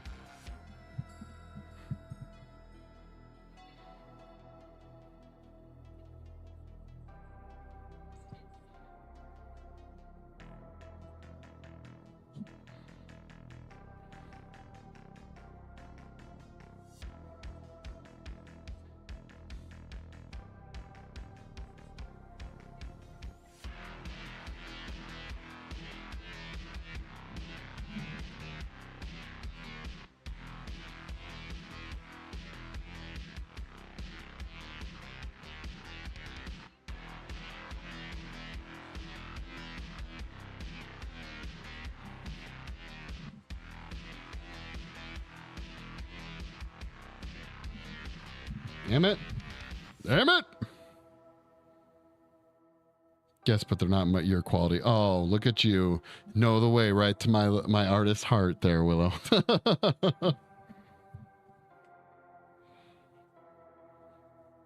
Appealing to my artistic vanity, what you're doing right there.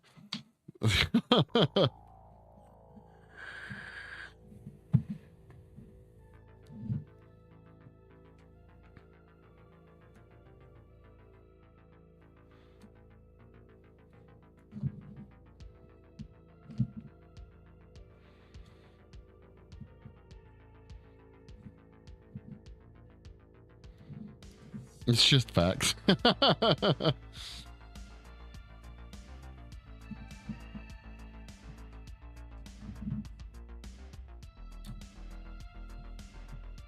I'll think about it. So here's the thing. I'm one of those people, I don't know, Will, if you're like this. If like you find inspiration to work on a project from something you're really into, right? So like if I started watching Tales from the Crypt a bunch, oddly enough, that would be what I needed to like as the inspo to have me work on like a Crypt Keeper, right? I don't know if you're the same way. Like that your inspiration can come from your recent fascination, meaning like recently I've been watching admittedly, I haven't found any inspo from this because I have too many fucking open projects to even consider opening my mind for inspiration. But I've been watching The Leftovers on HBO, and I have a feeling that if I was open to new projects right now, I would be getting some type of inspiration like that. Oh, absolutely. Yeah, I like your furry obsession. There you go.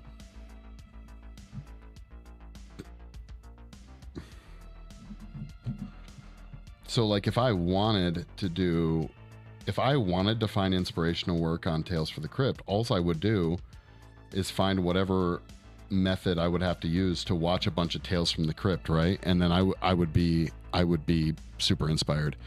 Watching Hoarders inspires you to clean. Yeah, I get that.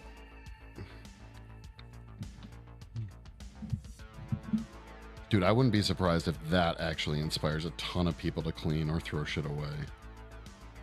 Or maybe inspires people to hoard too. Who knows? Look how good that person's hoarding is. I gotta scale up, I gotta level up.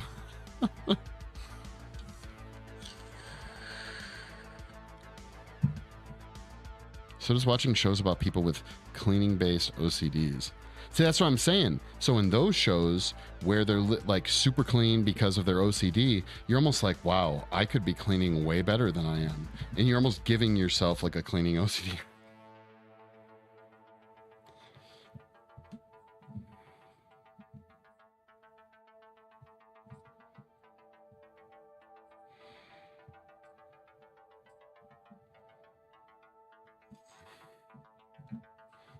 Metric ton of tattoo shows. That's probably why you're super excited. I get really good cleaning tips from those. Well, yeah, because if you're super like OCD about that type of stuff, you've probably not just cleaned so much that you know a lot. You've probably tried so many different ways to do certain things that you probably have uncovered some interesting little like cheats and tricks and things like that,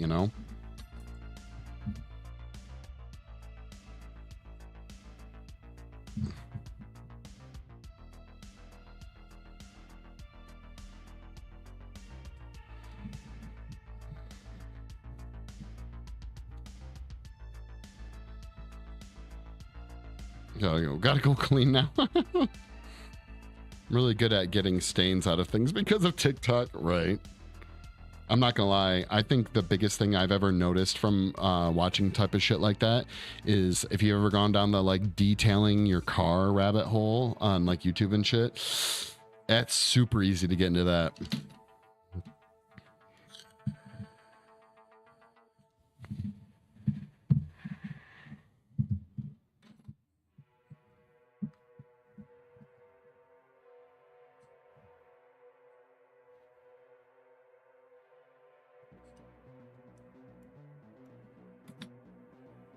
Bum, bum, bum, bum, bum, bum, bum, bum, bum.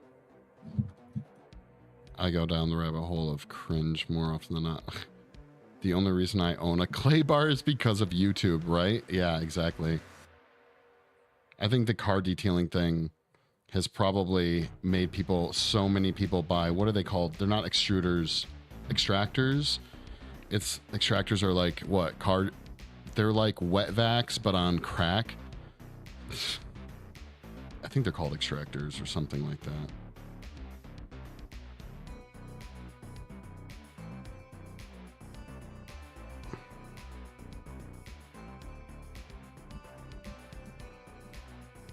Yo, TikTok, here's the dealio. I'm ending the TikTok stream. If you guys want to keep watching, you're going to have to jump over to Kick, YouTube, or Twitch, creatively_cursed.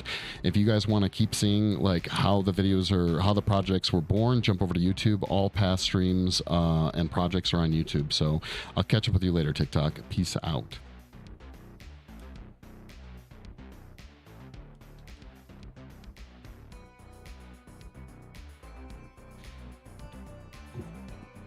Bought a cover cleaner because of YouTube to clean my mattress. Hell yeah.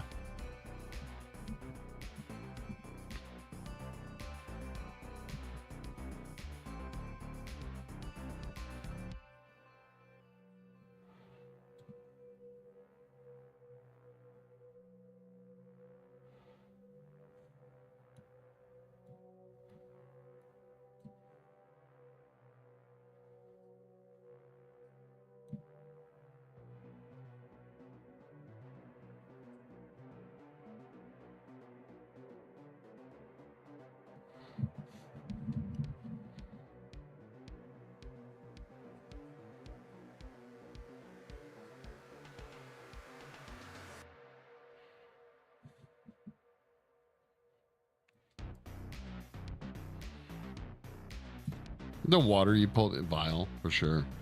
All right, here. I got to step away real quick, guys. I'll be right back. But you know what's going to happen? Steve is watching y'all motherfuckers, okay? Say hi to Steve. Show some love. I'll be right back.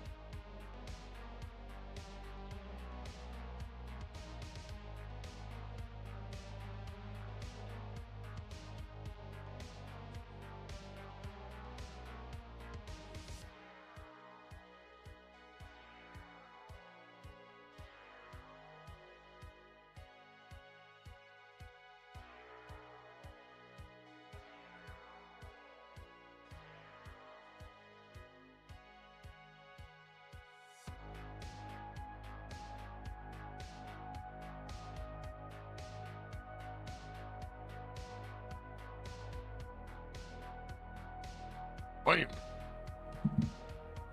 It was like mud brown. It was so gross. I had to do it like 12 times before the water was clear. Ew.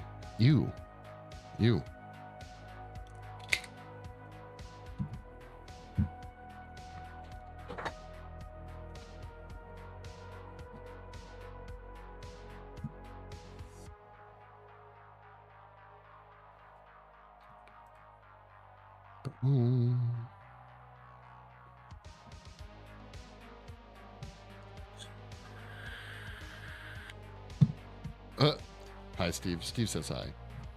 Ah! This is why Steve needs a base.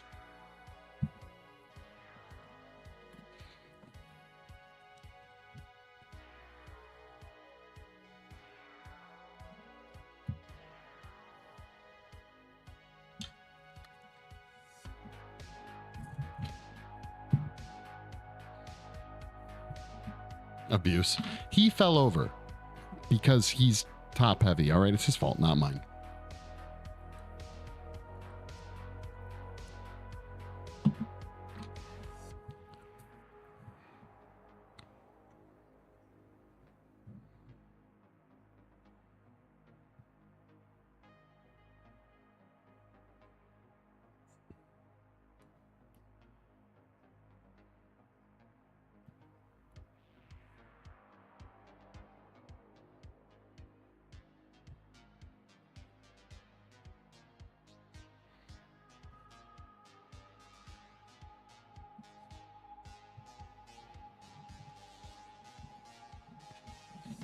No, officer. She walked into the door.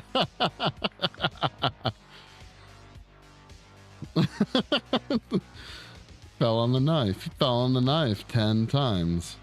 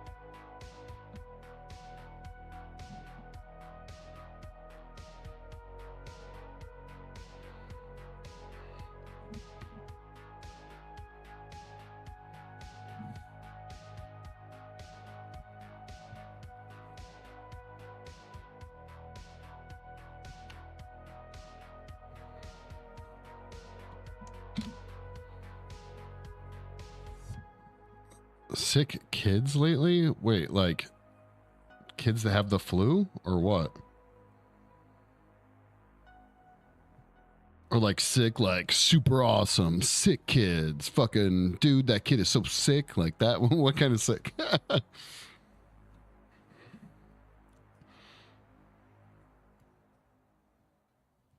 Because that's what TikTok shows me. Sick kids. Super talented kids that are just fucking playing drums or doing some crazy art to make me feel like I'm just not, I shouldn't even bother. Don't like they're not going to make it. That's fucking depressing. What are you watching that's feeding that algorithm? You have to wonder. You have to wonder.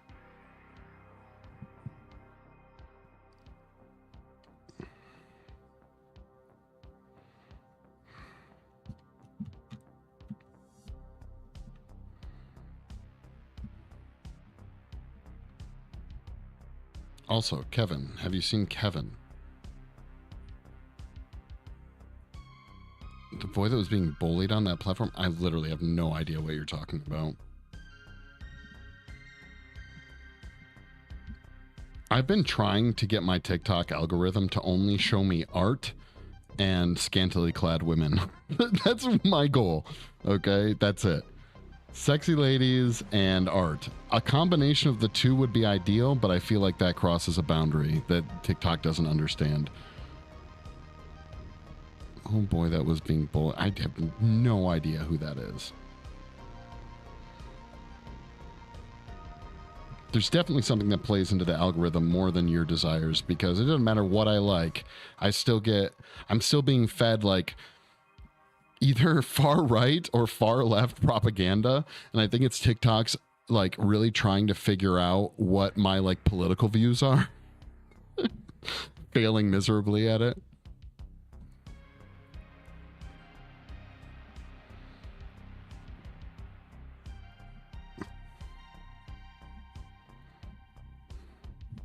I just want to see cool people and goth chicks. Is this too much?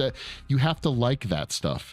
You need to see cool, like whatever your definition of cool, start liking that. Okay. Don't like anything with sick kids. Okay. That way you'll stop getting the sick kid stuff.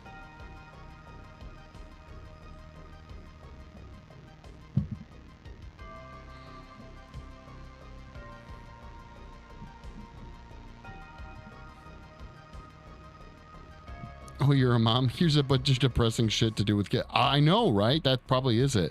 You've probably liked some weird related mom shit, and they're like, oh, you're a mom, so we're going to feed you all this stuff to make you super worried about your fucking kids. It's twisted shit.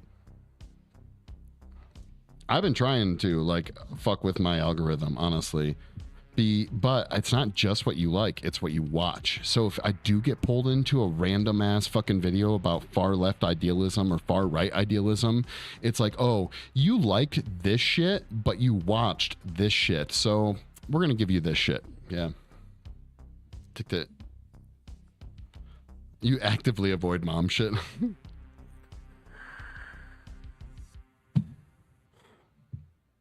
I also actively avoid mom shit.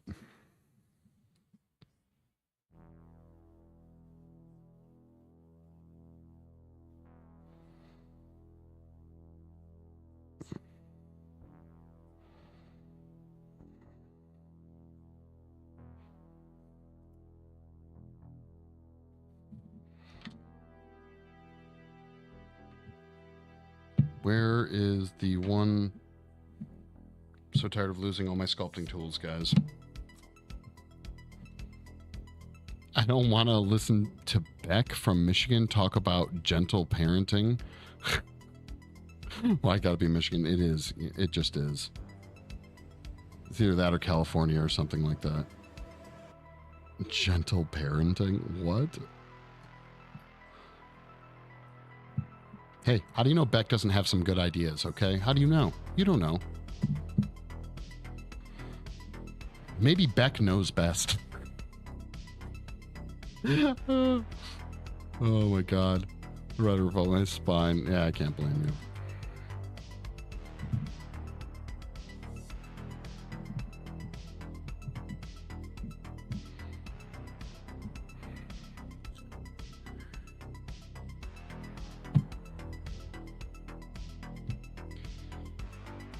Excuse me, guys. Oh, wow, a chunk of fiberglass inside my clay. Wow, that's such a new experience.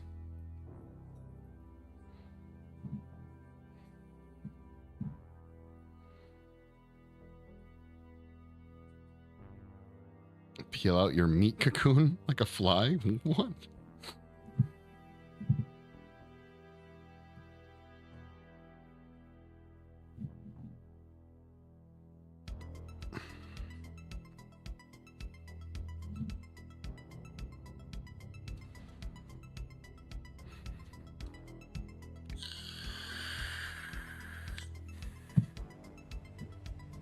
Like an insect cocoon. Oh, okay.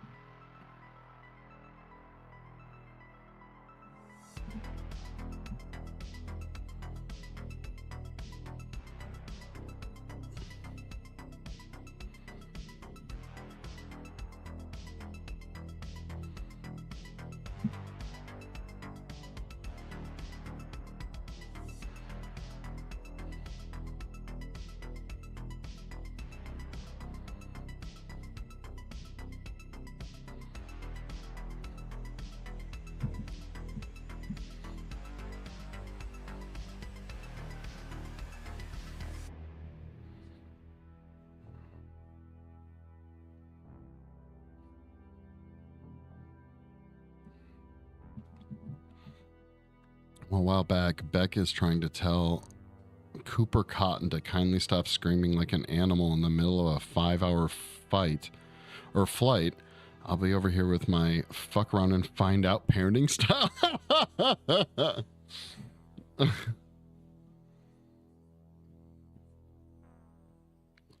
Sounds like a solid parenting style.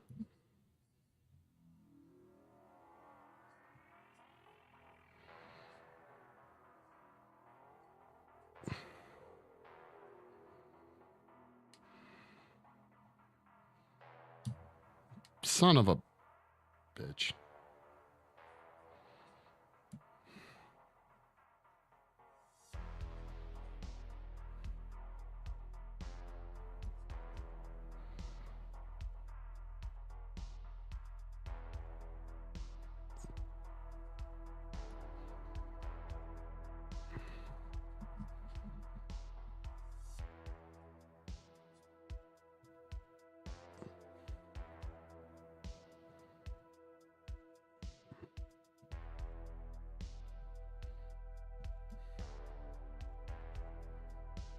On mom play groups? What do you mean mom? What's a mom play group? Wait, never mind. I don't want to get you started.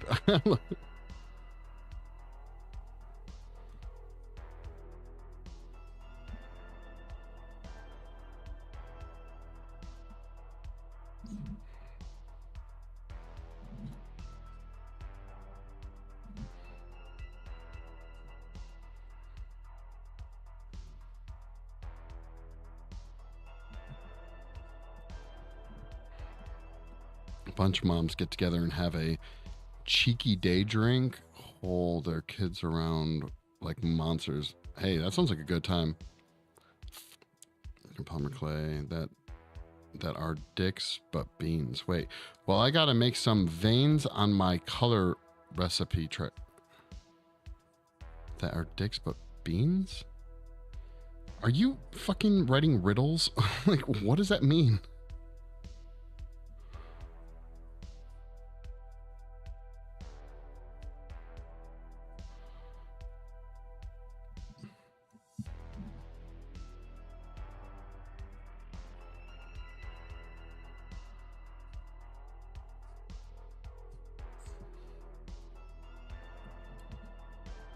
You neb?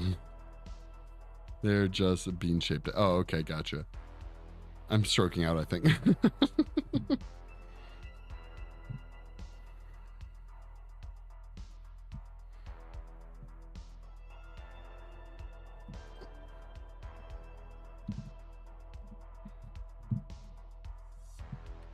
This is the fire pit of tedium, guys. So nubby, they'll call you creative nub. I don't even know what the fuck a nub is. or neb. I think context is what's needed, camcorder. Context, okay?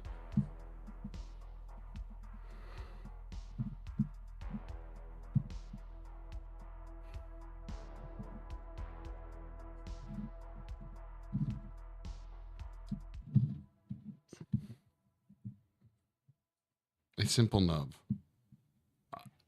I wish I could even take offense to that. I don't even know. Like, I've never heard, hey, stop being such a nub. I haven't heard that.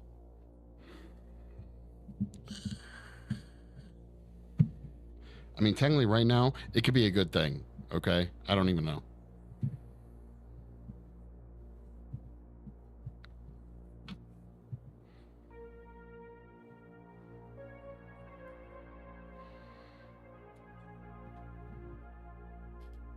I like the word bits. Little crunchy bits. Yeah, right.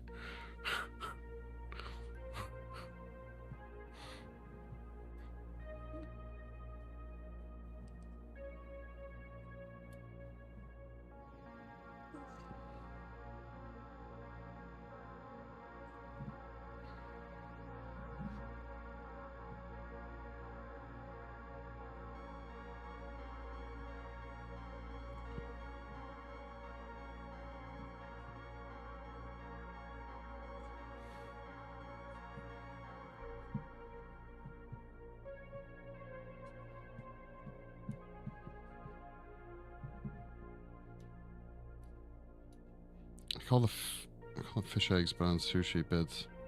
Drives me insane. I call the fish eggs they put on sushi fish bits. Drives blood insane. Oh yeah, what is that called? Roe? I think it's called roe, isn't it?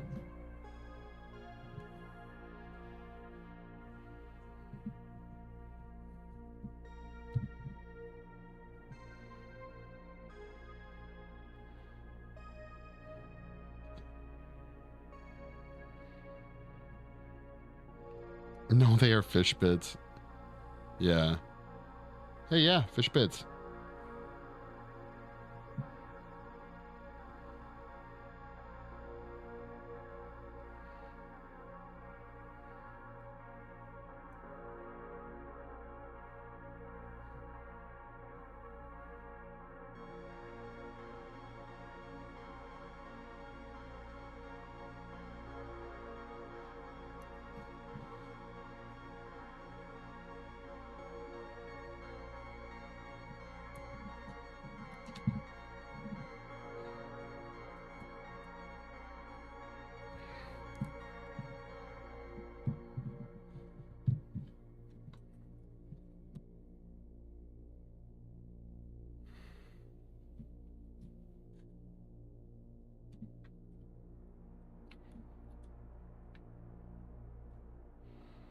What's my favorite insult? I don't really have one.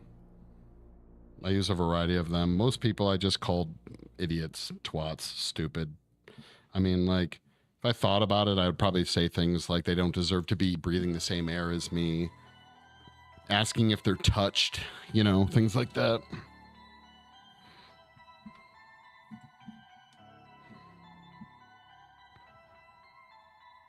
Turbocharged Thundercunt. Yeah, I've heard Thundercunt before. I forget, where did that come from? There's a really good one about like Thundercunt from, I think, like the third Blade movie or something. I don't know.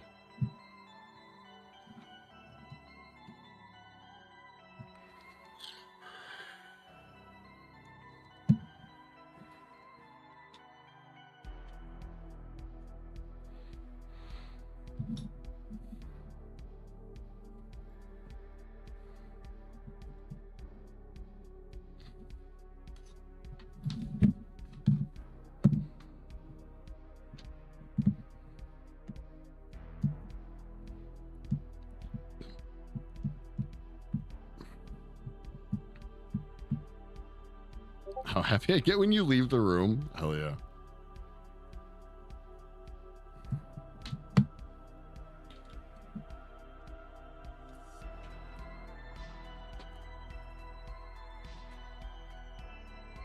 That's a good one.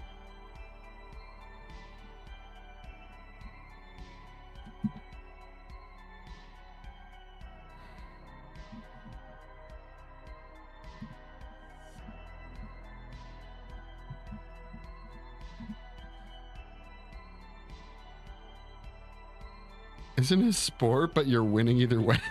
That's a good one. Okay, but how often do you actually use these? Okay, these are great, but I'm never gonna remember these. Like, I don't, when I'm trying to insult someone, I don't like go to my mental lexicon of insults, you know?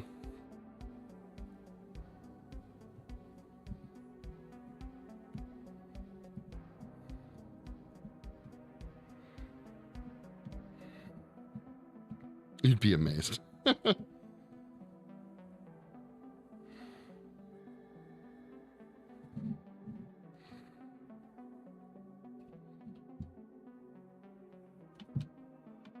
you meant to keep track of your polymer clay colors, total amounts. Oh, okay. Because brush starts it. You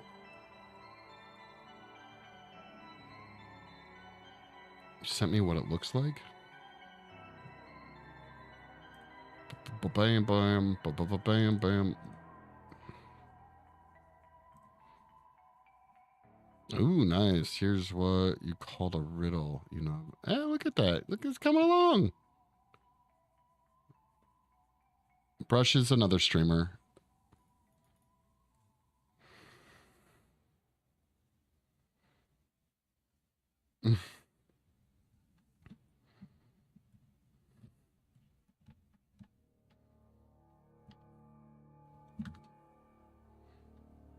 Does really cool stuff, really cool like model painting and stuff, like minis. I think technically it's like a mini painter, but he's on another level for sure.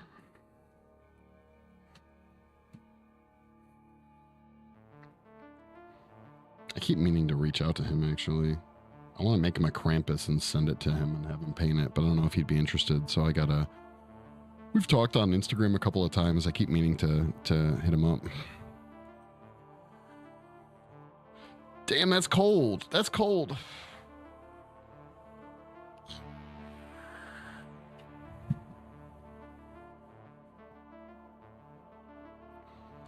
Yeah, we've talked about that kind of thing before, but I really want to chat with him on stream sometime. But I know his stream shit's super scheduled. Like he is, we are never on like live at the same time ever. It's never happened. The motherfucker has a very strict schedule. Yeah, no, we've talked about it before, like a year ago about something else, but I don't even want it. I just want to see him paint one. He can just paint it and have it. I don't even care.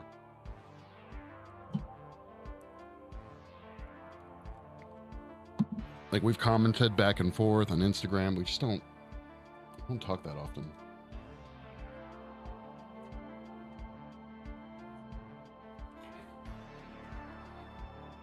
I try to hang out on his streams when I can, but I have no availability when he streams, when Milo streams. Like the whole like streaming during the day thing is when I'm least available.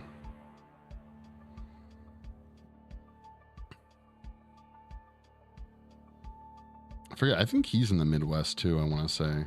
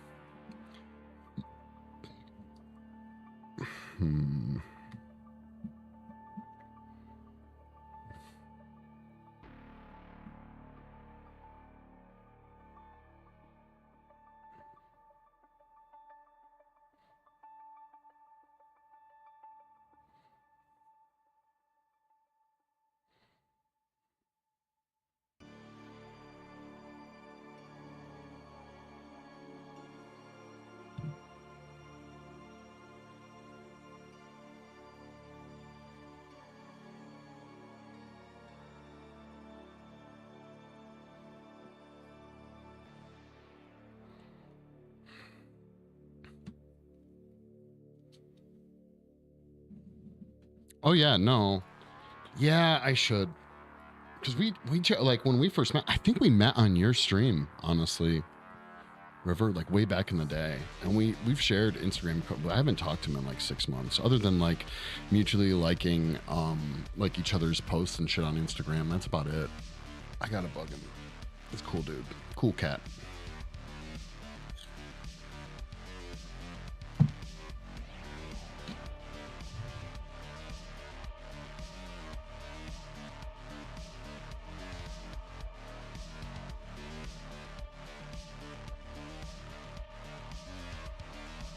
He looks like a push broom. What?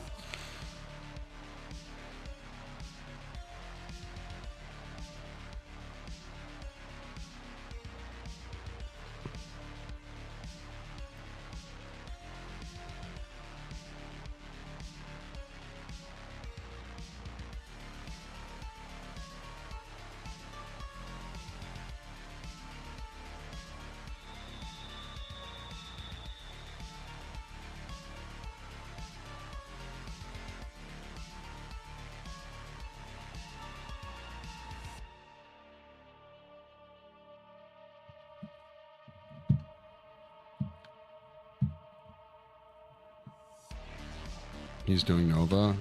I don't know what that is. Is that one of the like Comic-Con or convention shits he does?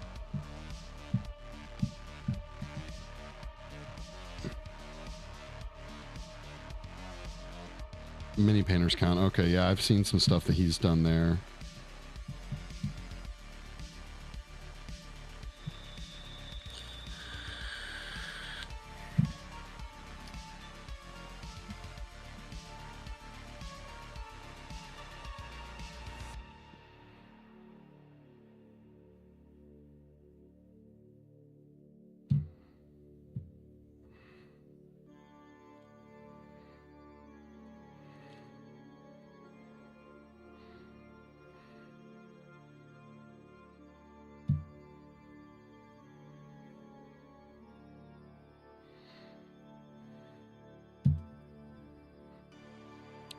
It's in DC? Wow, okay. I had asked him where he is. Isn't he like in fucking Wisconsin, Iowa, or some shit like that? Indiana? I don't know. Interesting that the Nova, the Minis convention thing, is in DC. That's weird to me. I don't know.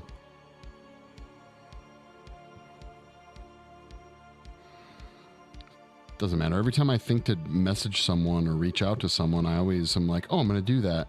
And then my ADD kicks in. I see something sparkly and I'm like, oh, go over this way. In the mountains of PA. Oh, okay. Gotcha.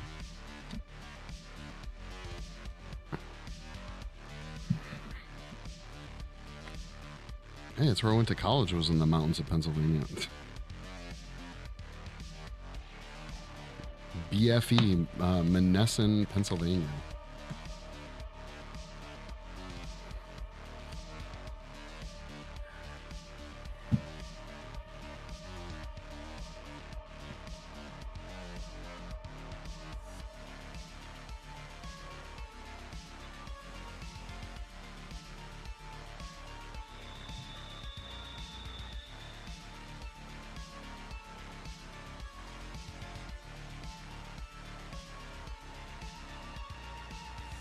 Whoa. There's a her.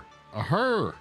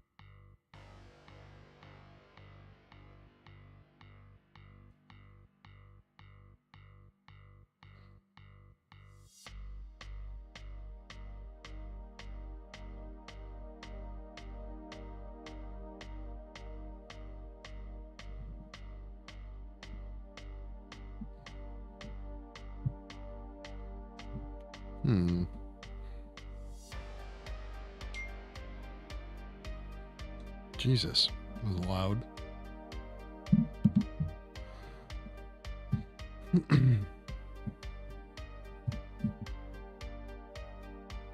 No.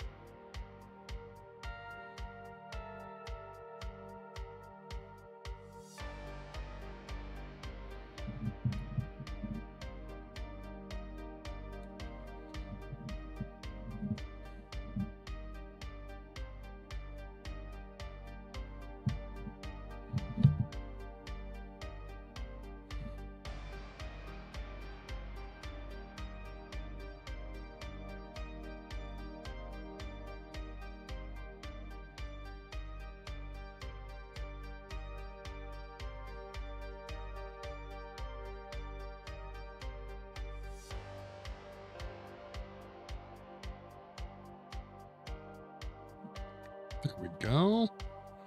So it was you? No, hey, whatever. It's good. It just freaked me out for a second.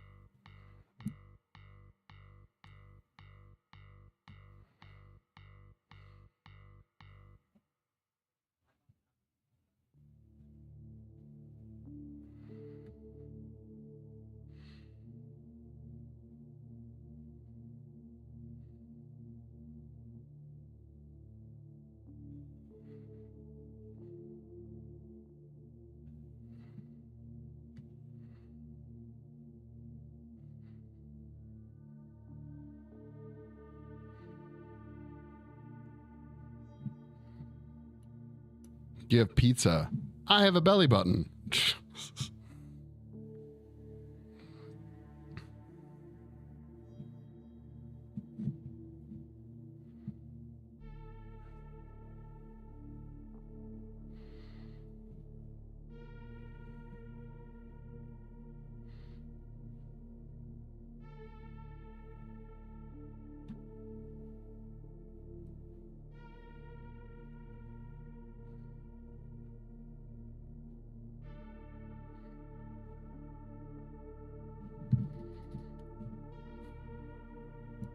Oh, hey, you too? Awesome.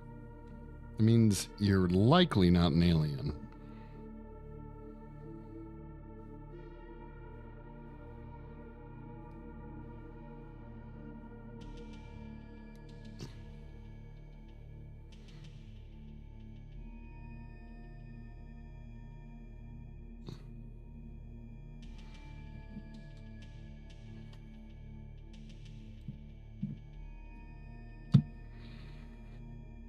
Except I had surgery when they had to cut into it so many times. Or, so mine's weird. Sorry, not so many times.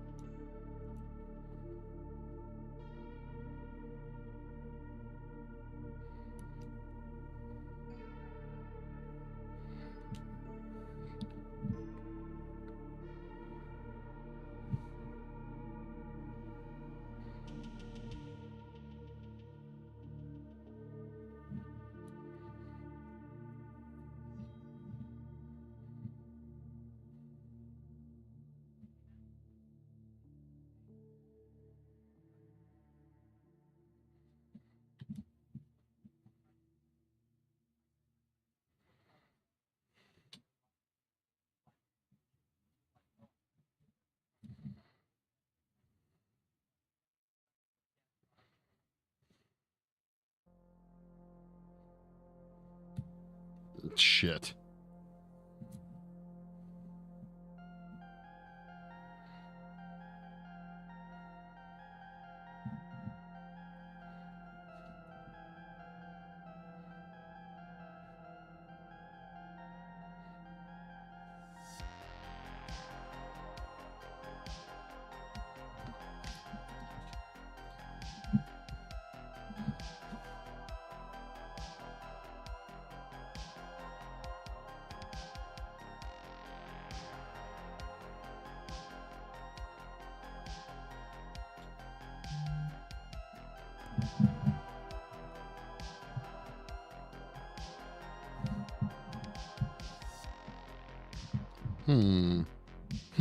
I say.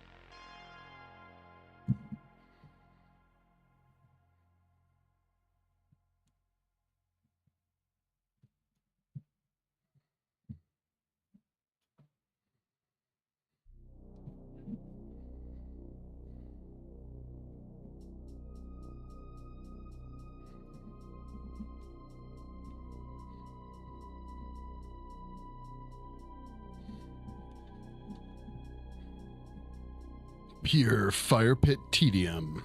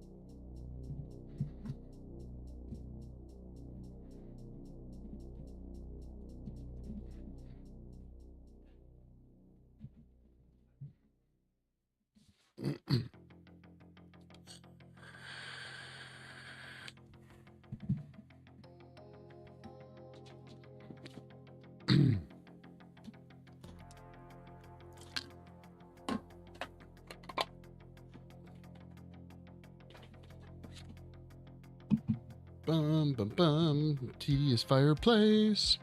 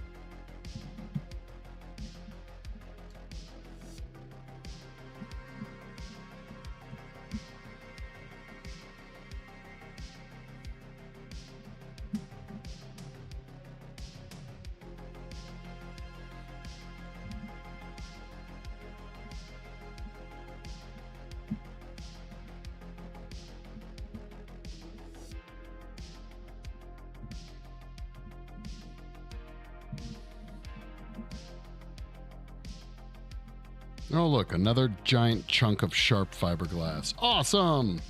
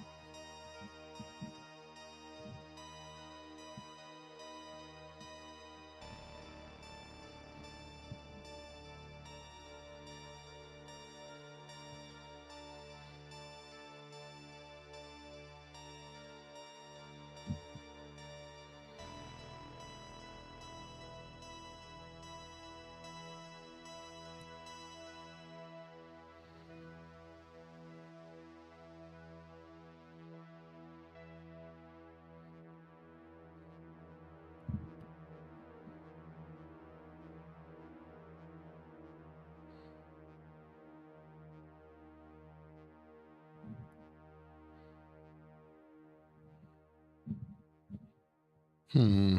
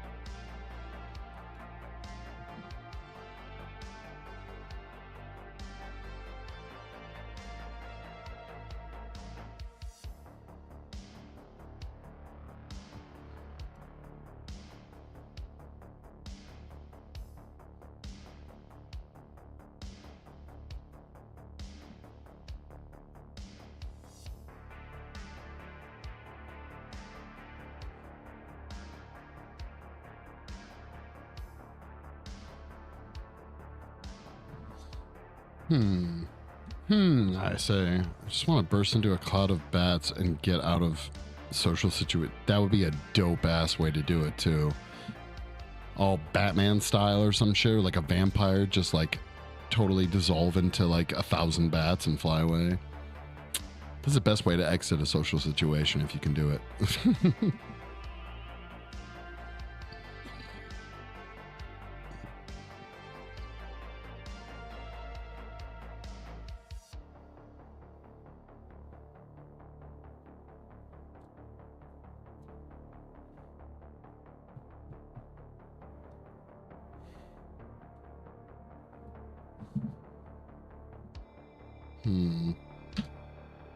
I say,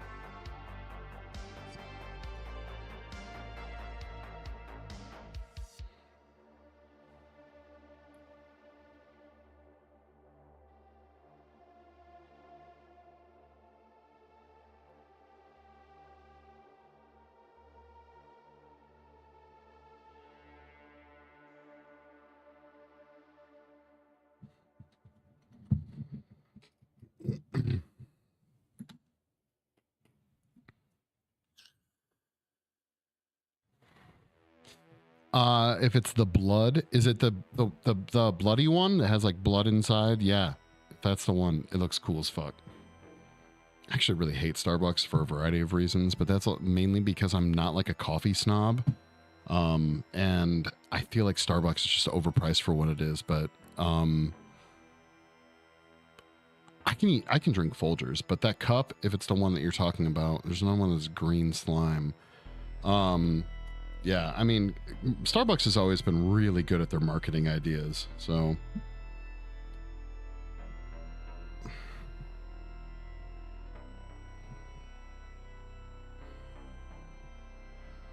But you guys, I think I've talked about it. You know I'm a basic ass bitch when it comes to coffee. Like, I love me some pumpkin spice, so once that time of year rolls around, I will definitely be going to Starbucks once or twice. Not because I think that they offer it better, but because I just know I can go there and get it.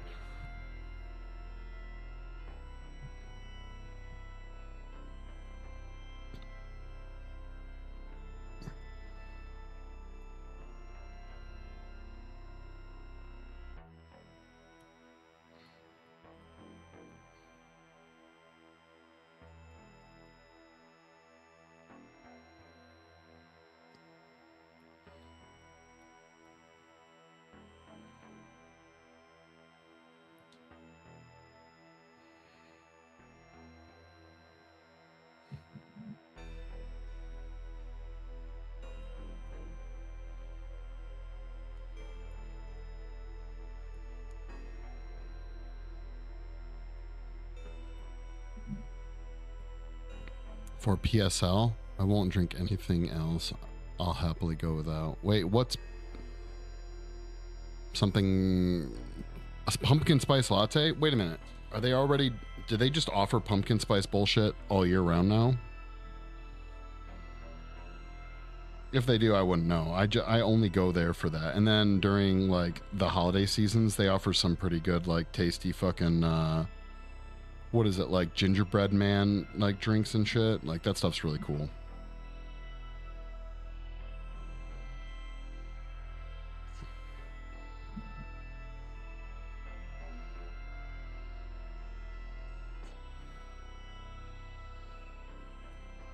A PSL. PSL. No, it just launched just in August. Oh, really? August to November. They start in August? Weird. Makes sense. Halloween shit's already coming out at grocery stores and whatnot, so.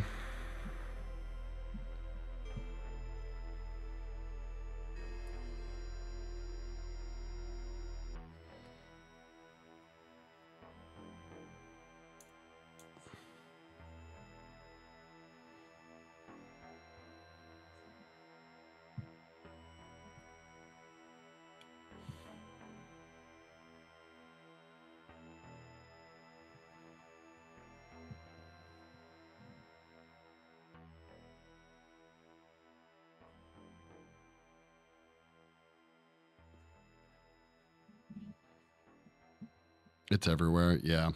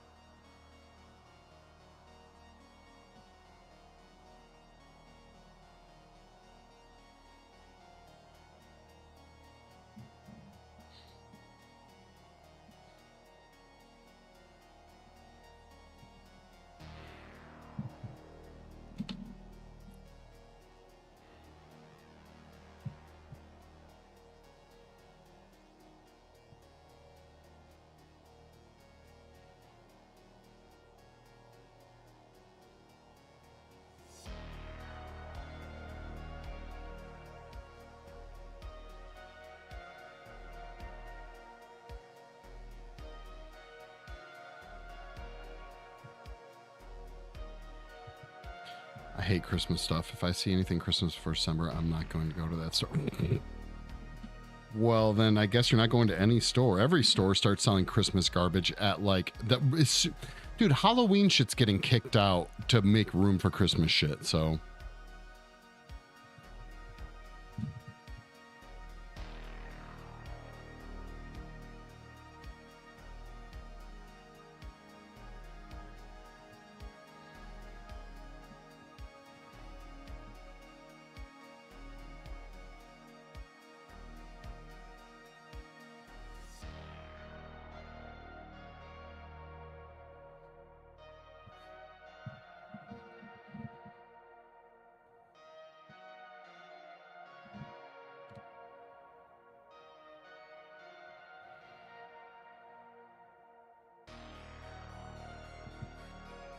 Christmas is a plague.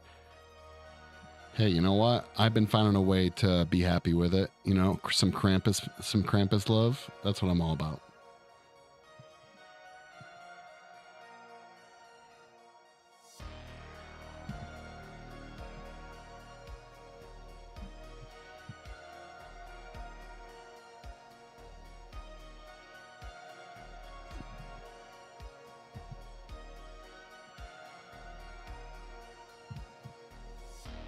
No, why did I do that? Why?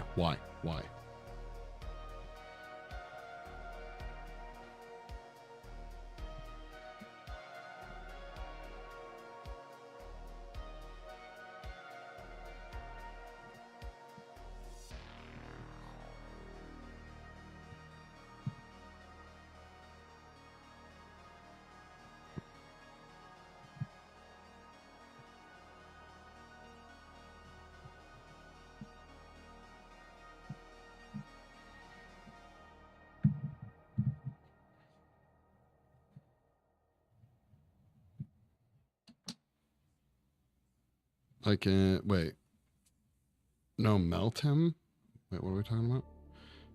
Put Santa in a guillotine, dude. That'd be awesome. Melt him. They turn him into a vampire.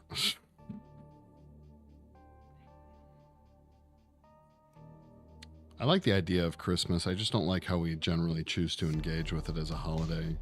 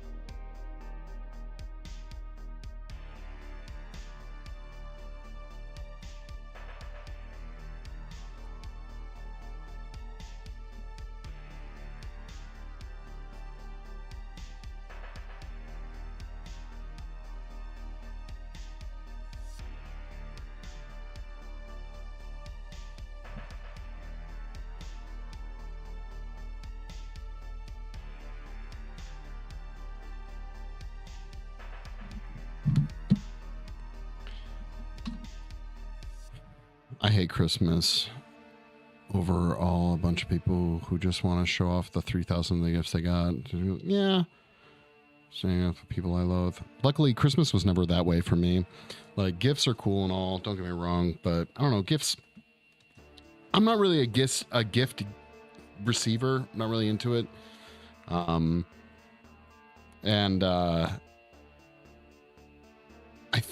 I think the idea of Christmas to me, like in a nostalgia way, is really nice. Like, I like the idea of, like, when I was younger, being, you know, next to the Christmas tree, looking outside and seeing all the snow and the music, as sad as it may or may not be.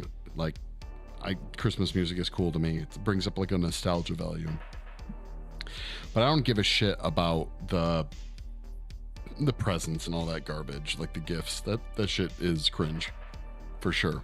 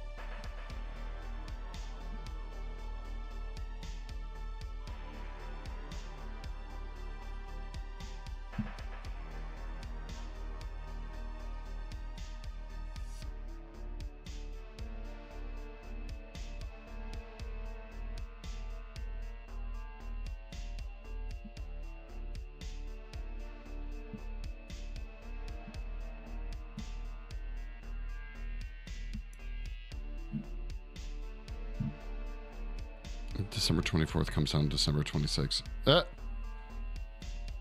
Yeah. I don't know. Fuck it. I would leave a tree up all year round if it was proper, like, cool, decorated and shit, you know? I don't care.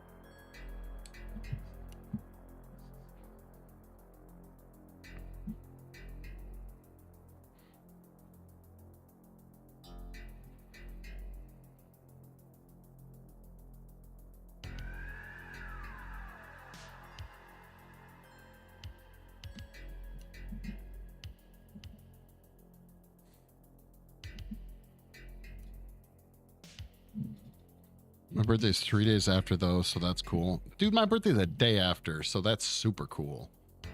Except I don't really give a shit about birthdays either. I treat Christmas the same way nerds treat the Super Bowl. I don't know what that means. They hate it? At least the Super Bowl has cool commercials.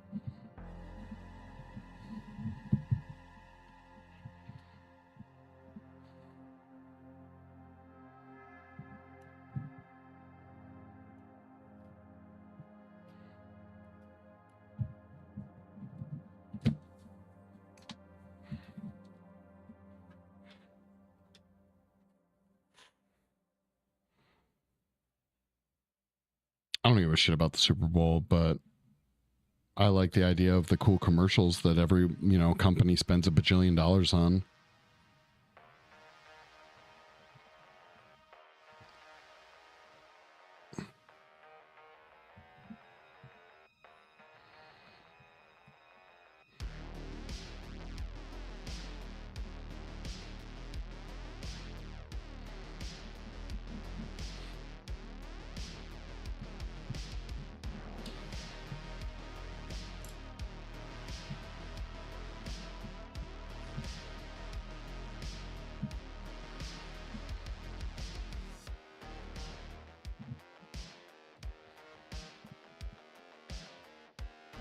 Do you prefer the Stanley Cup? Fuck yeah.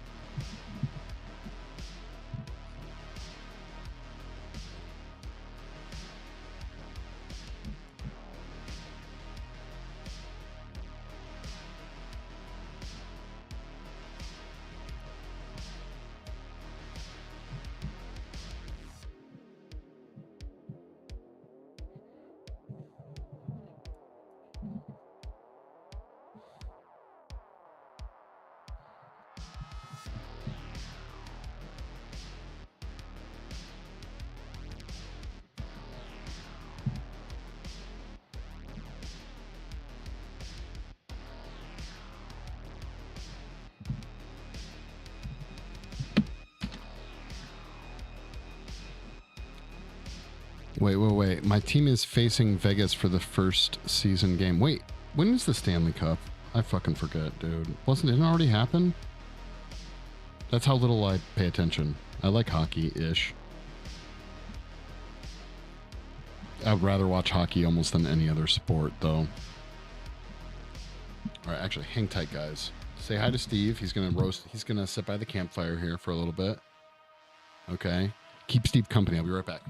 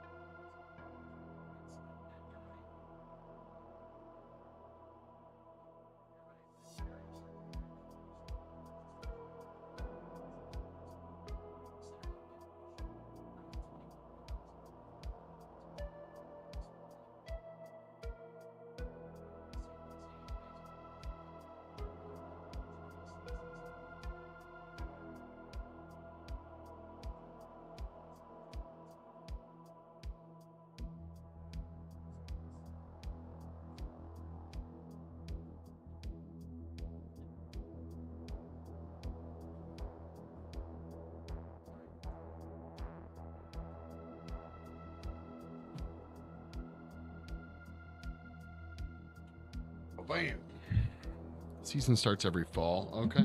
All right. Shit.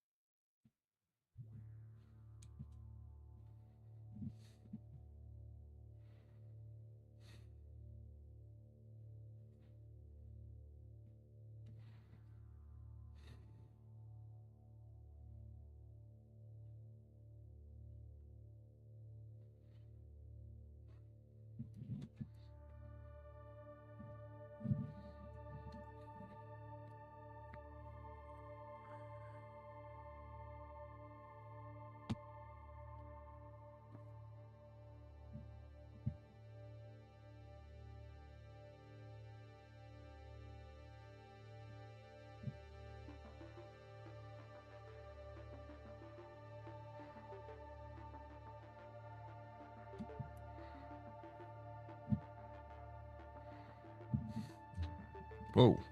Sorry, Steve.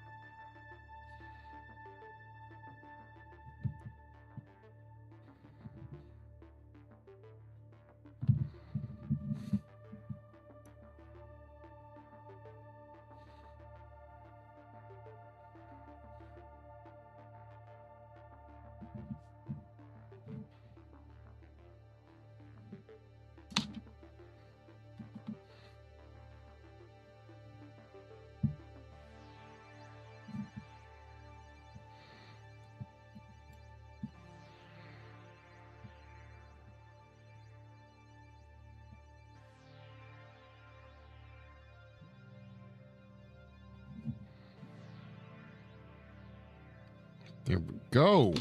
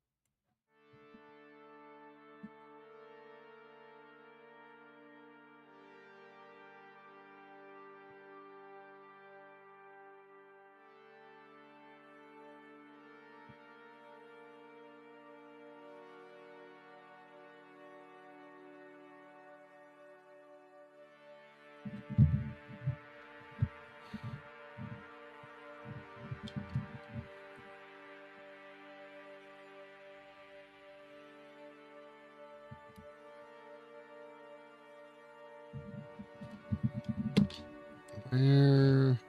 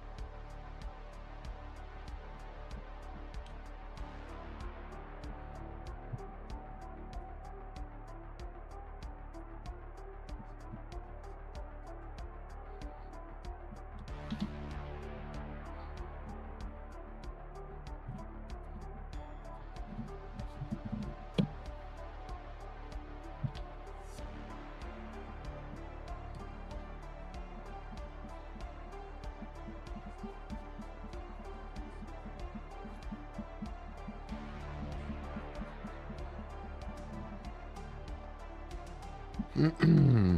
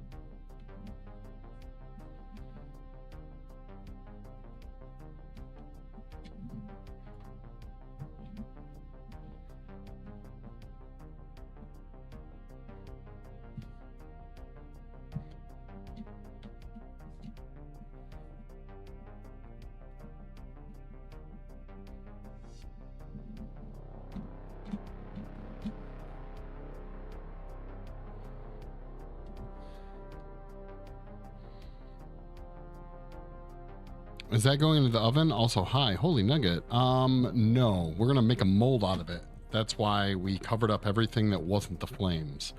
We're gonna basically build a wall. Probably not today. I'll probably use a cup or something like that off stream. And we're gonna mold the flames. But we had to do this part to eliminate all the unnecessary aspects of the sculpture. So, because we had like a plastic fire pit, right? And so we sculpted the flames on the plastic fire pit.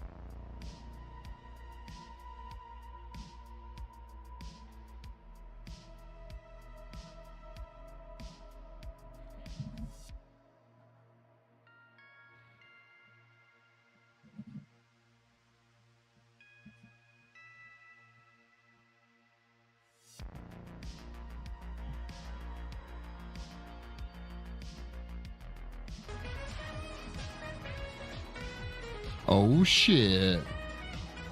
The Mini Mad Cat, host with 14 viewers. Thank you, Mini Mad Cat. What were you up to?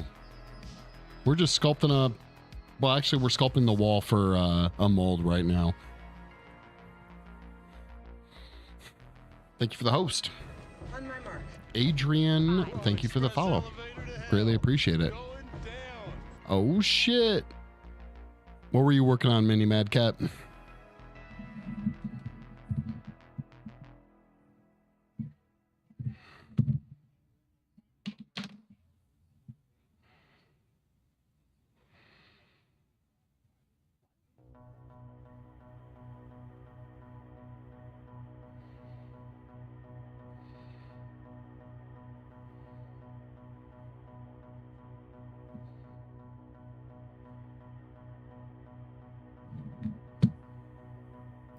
Yo, did that work? Wait, what work? Everything worked. I'm going to say it worked. I don't know.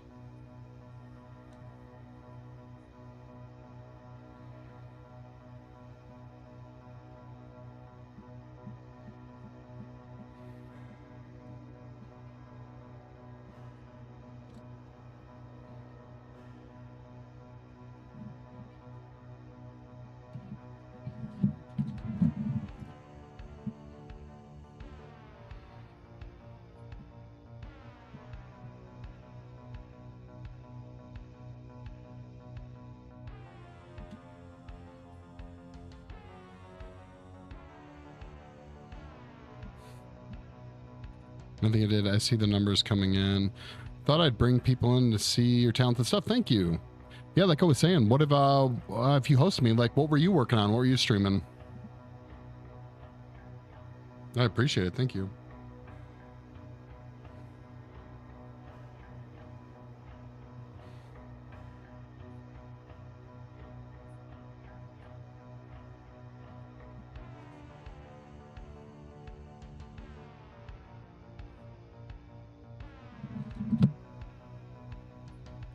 Commissioned miniature painter. Fucking nice, dude. How long you been doing it?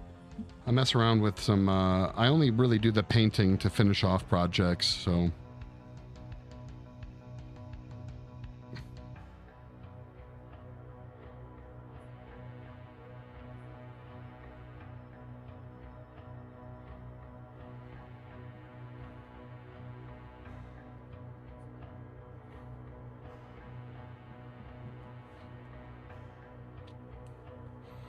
Commissions have started to be thick, fast, last 5 months. Nice.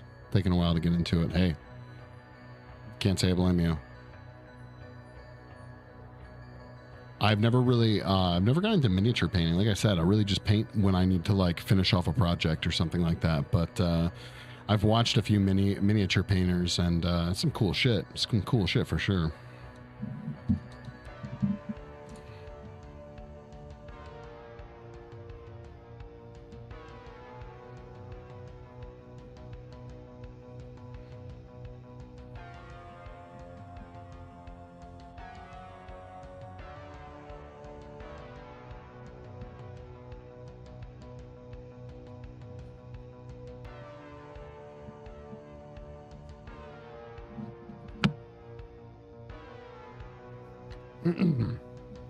Yeah, this is gonna end up getting molded, casted in clear resin, and then we're gonna wire a bunch of LEDs into it. So basically end up being like a model fire pit if everything works out correctly.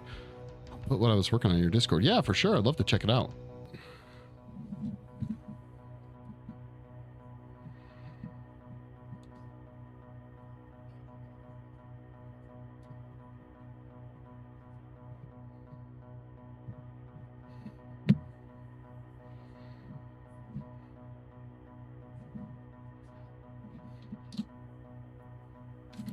Where is it? Oh, sweet. Yeah, I was wondering what it's going to be. Yeah, underneath here, we just added clay for mold making purposes. But underneath here is a full plastic like fire pit with stones and like lumber and shit like that. And then the plastic fire pit, we sculpted flames on. So they're going to be cast separately. We're going to wire in it's going to be a ton of LEDs. I did a test for on a much smaller fire pit like this. I forget how it went together. This is so old already, but it goes something like this, I think. This is like a rough idea of what it'll end up looking like, I think. Yeah, right? So like it's a much smaller version, but it's hollow, so we can wire LEDs on the inside. At least that's the goal.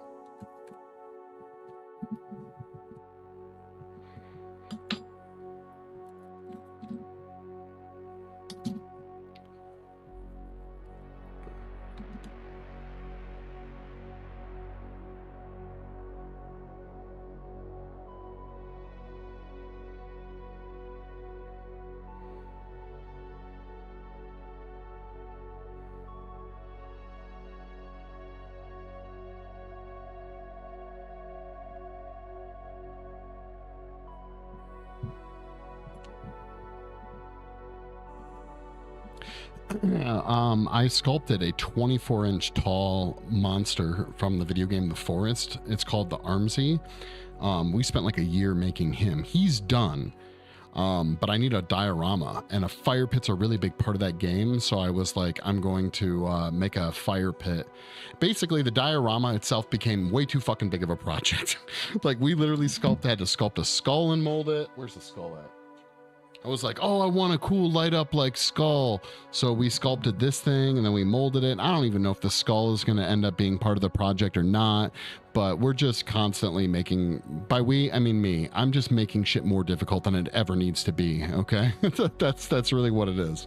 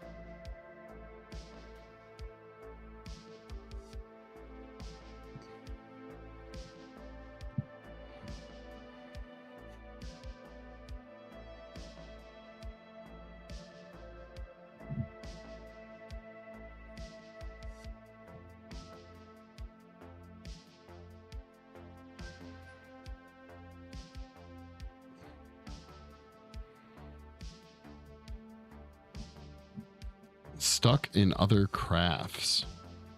Wait, what do you mean stuck in other crafts? You're stuck in other crafts?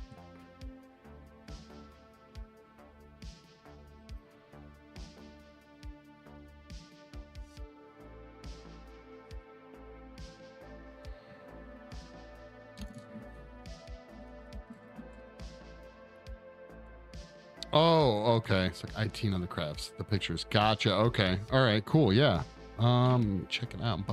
Bum. Sorry, my bad. Damn. Dude, that's fucking wicked. How big is that? It's got to be what, like an inch? Maybe less? Inch and a half, 2 inches? That's cool. That's dope. It's dope.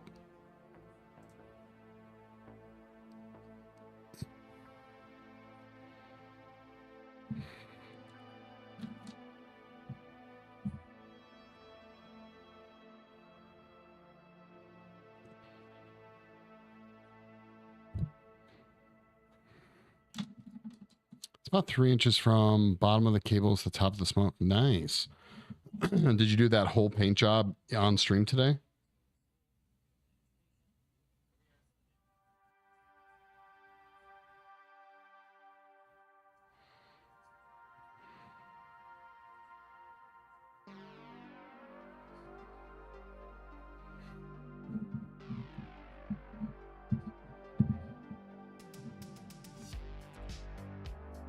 A small hover vehicle. Oh, okay. Yeah, I've been watching over the years since I've been streaming. What has it been? Coming up on 2 years now. Like the mini painting is huge. Tons of people are doing really cool mini painting. I honestly, painting is like my least favorite part of doing a project. I do it because I have no choice if I want a finished thing. But oh man, kudos to people that are really into it. I don't have the patience for it for the most part. Painting is always the thing that generally gets like pushed back for me.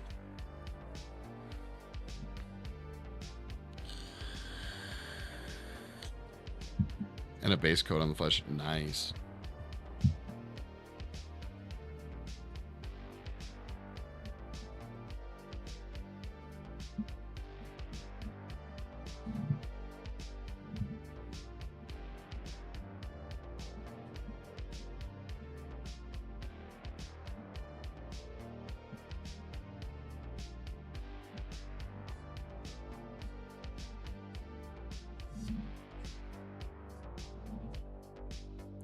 Oh, stateside, we could work together and stuff. You do sculpt for me, paint stuff. Hey, that's true. I hate painting, so yeah.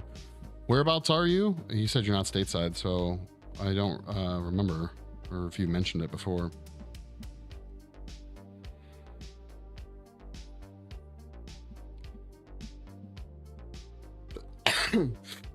Excuse me.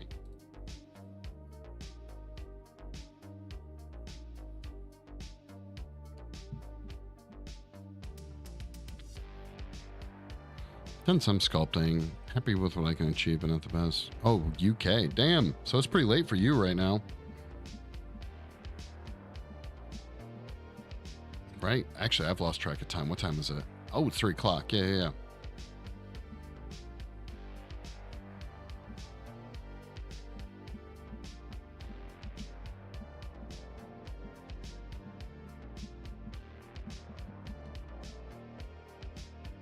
11 p.m. Damn. Of miniatures. Okay. 10 hours. Whew. It's actually one of my longer streams I've done in a while. Where are we at? 4 hours. Damn. Yeah. Usually I only do like 2 hour gaps, but I really want to get this ready for molding. So even if we don't, we're not going to mold it today, but I want to be ready to just put the walls on tomorrow, cast it in silicone, and be done.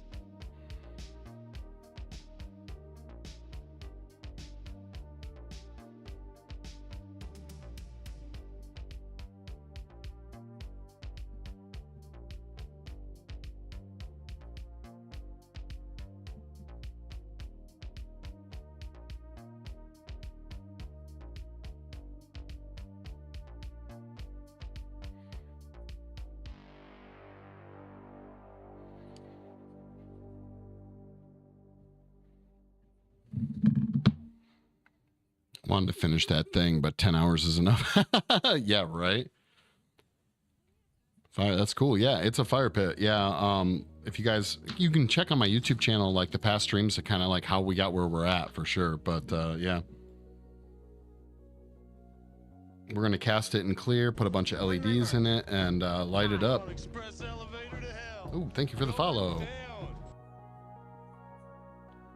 Just a few of the smaller details and then weathering on the metal and armor. It'll be done. Nice. Do you have your next projects lined up?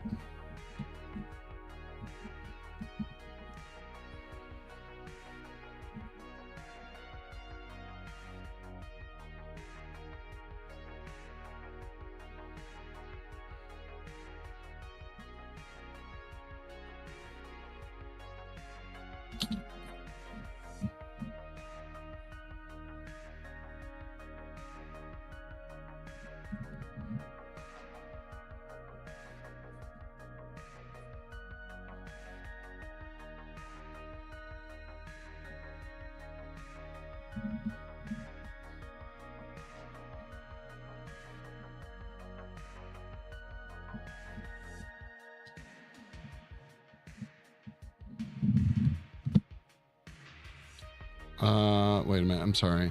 And paint that to my high standard guy specials. Link friendly. All in my Discord. I'm super down for links. Had some bad experience with sharing links in chat. Sorry. I'm all like PTSD about it now, but you can post them all in my Discord all day long. Appreciate you asking first though, for sure.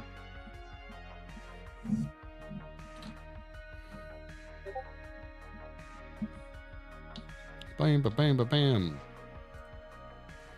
Oh, shit. Dude, that's cool. Finally get shots stuck in the same place. Yeah, I'm seeing that. That's cool. Wow. Yeah, I definitely... Working on stuff that small would drive me fucking insane. I think it's cool as shit, but... Follow you. Yeah, thank you. I appreciate the follow. Yeah, that boy won a competition earlier this year. Nice. About an inch tall. Wow. That's crazy. Yeah, I've heard that there's competitions for like miniature painting. Obviously, I've never done them, but I can see why.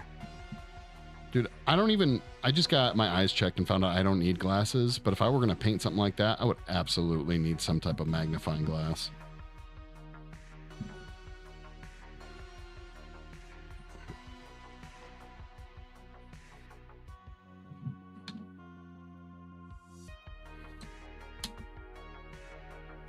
Do you want to do this now? A solid place to be here and cake. Yeah, thank you, Mini Mad Cat, for sure. You got short-sightedness. Yeah, I found out like my eyesight's really good, but if I were taking on something that tiny, get me a magnifying glass with a big old light, okay? And don't give me any caffeine because my like hand would be like vibrating the whole time too.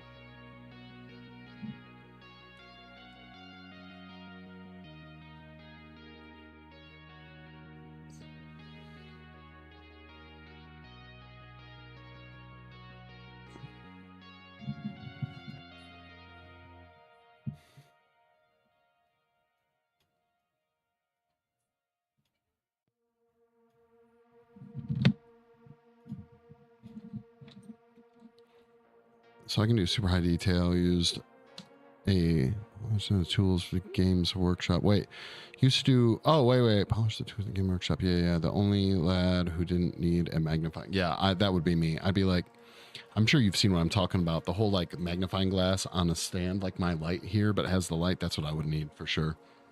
No doubt. It's so calm in here. Hey, I try to be calm.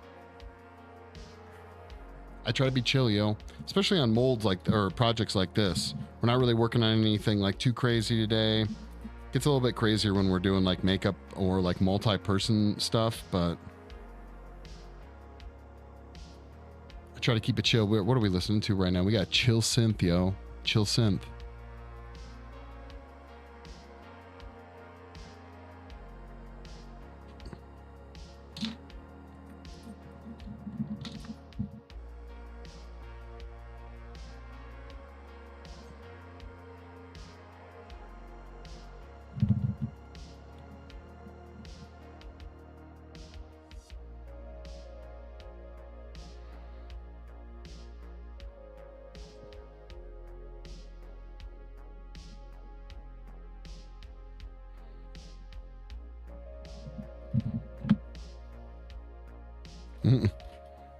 We're chill AF, yo.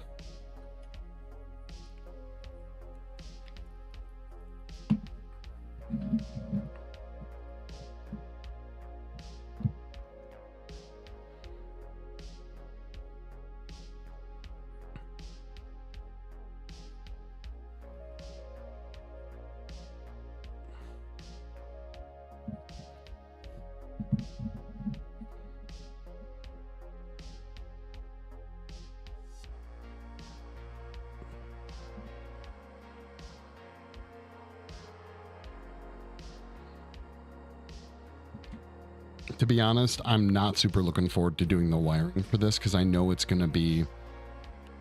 the last one we did was like fucking 60 LED. No, I'm sorry. That one was like 25 or 30 LEDs. This one's going to be a ton of LEDs.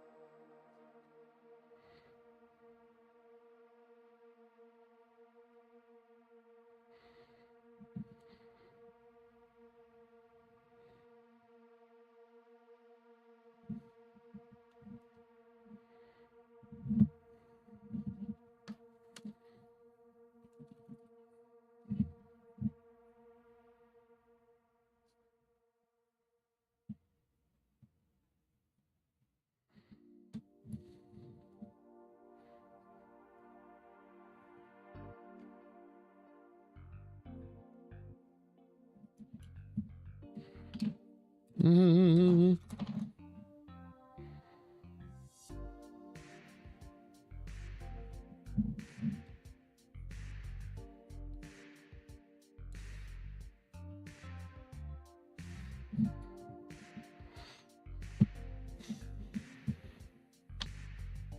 Hmm.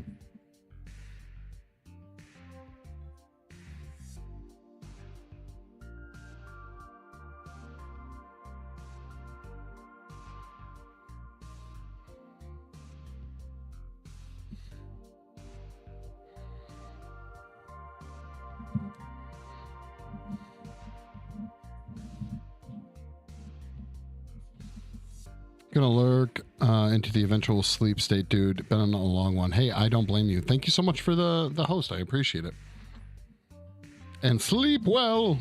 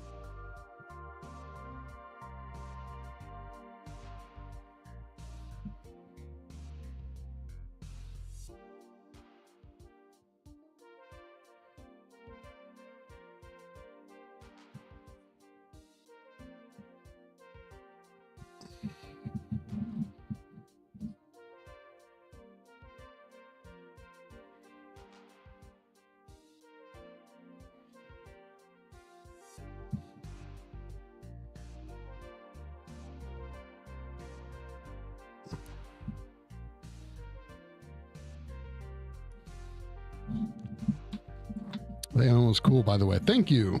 Yeah, he came out pretty neat.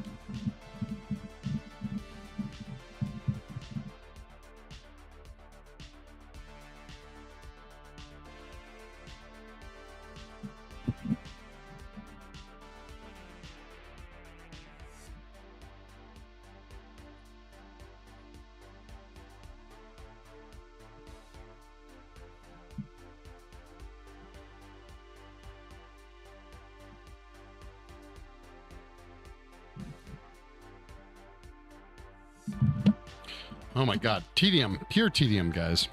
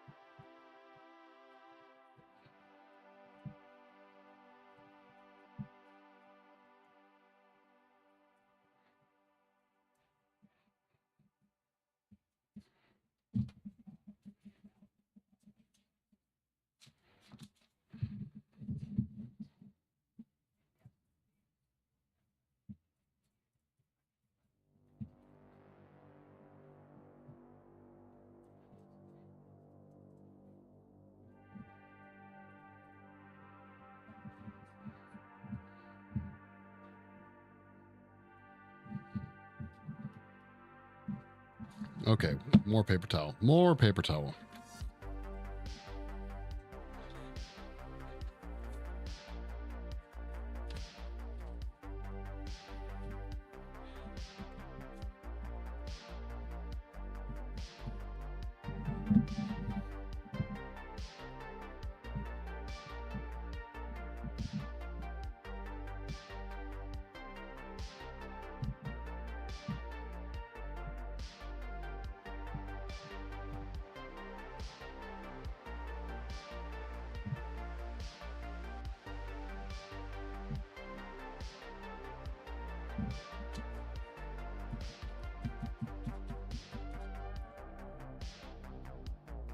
Where?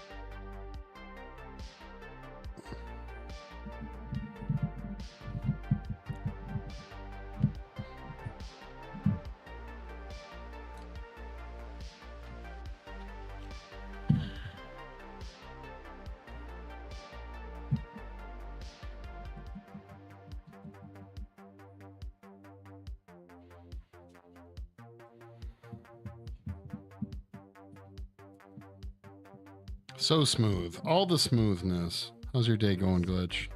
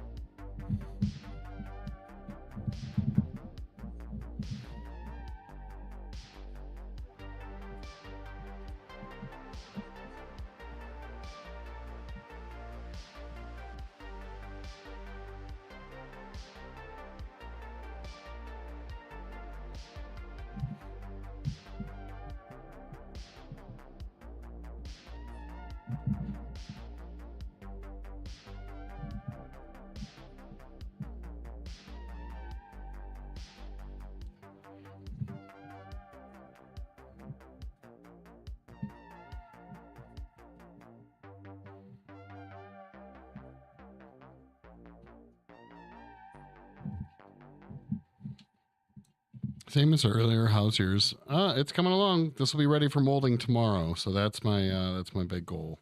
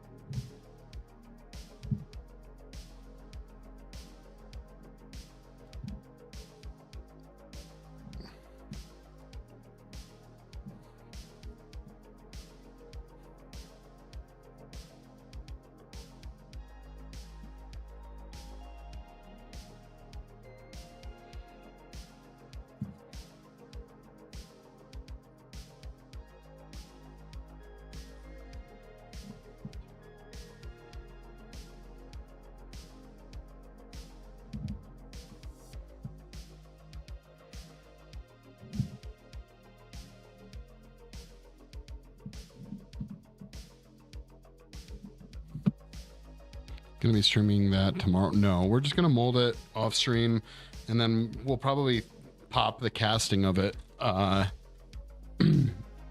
stream whenever I do that. I don't know. I just want to get it molded so it's not sitting around and ready to get damaged at any given point.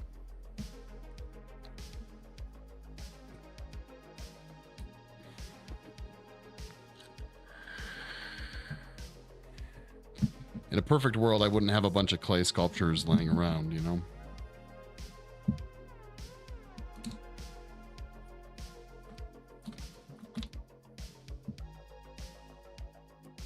Oh, I hate these things.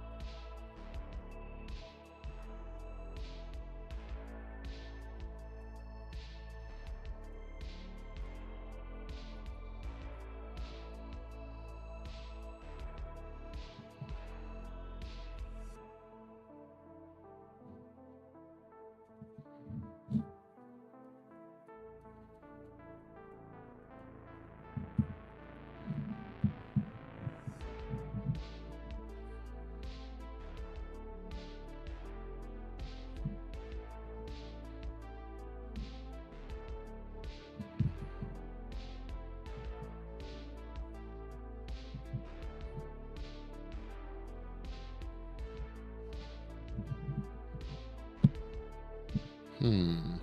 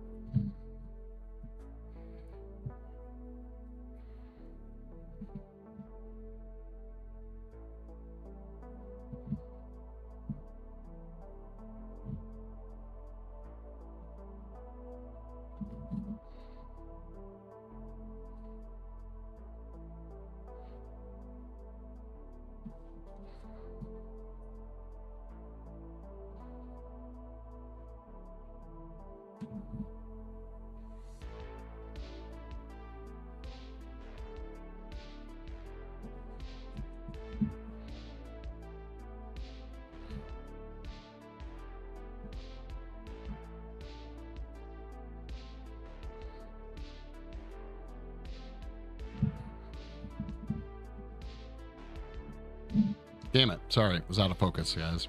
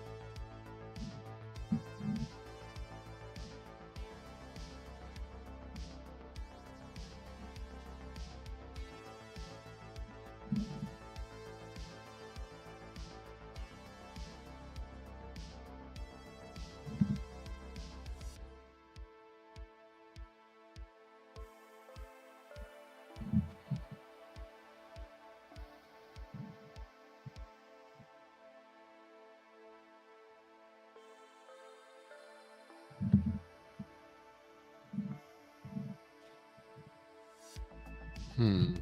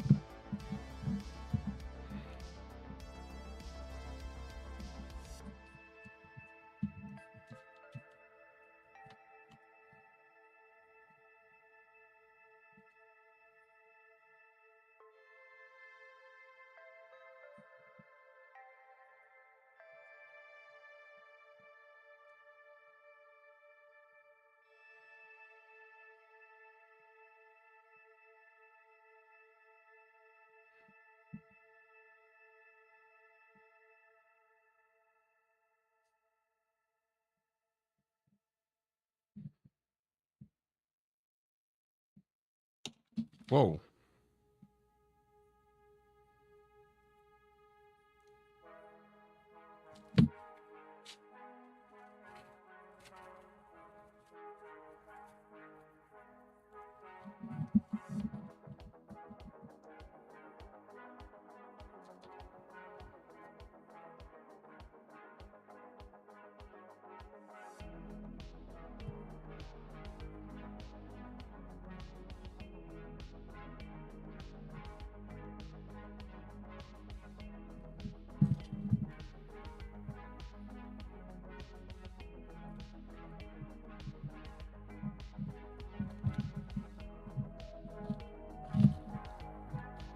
Hmm.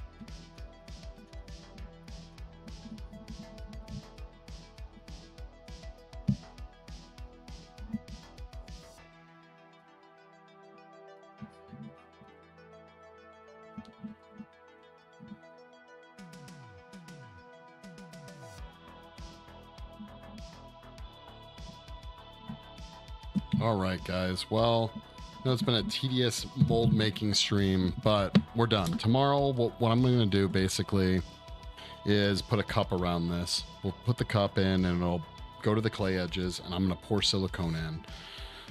It's a pretty cool looking nipple. How'd you know it was a nipple?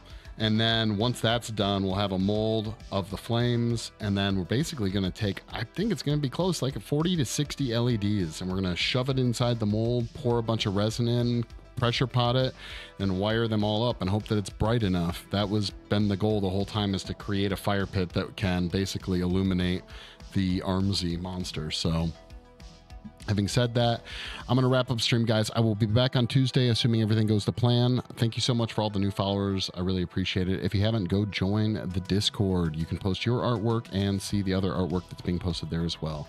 Thank you so much, guys. Have a wonderful rest of your Sunday. Peace out.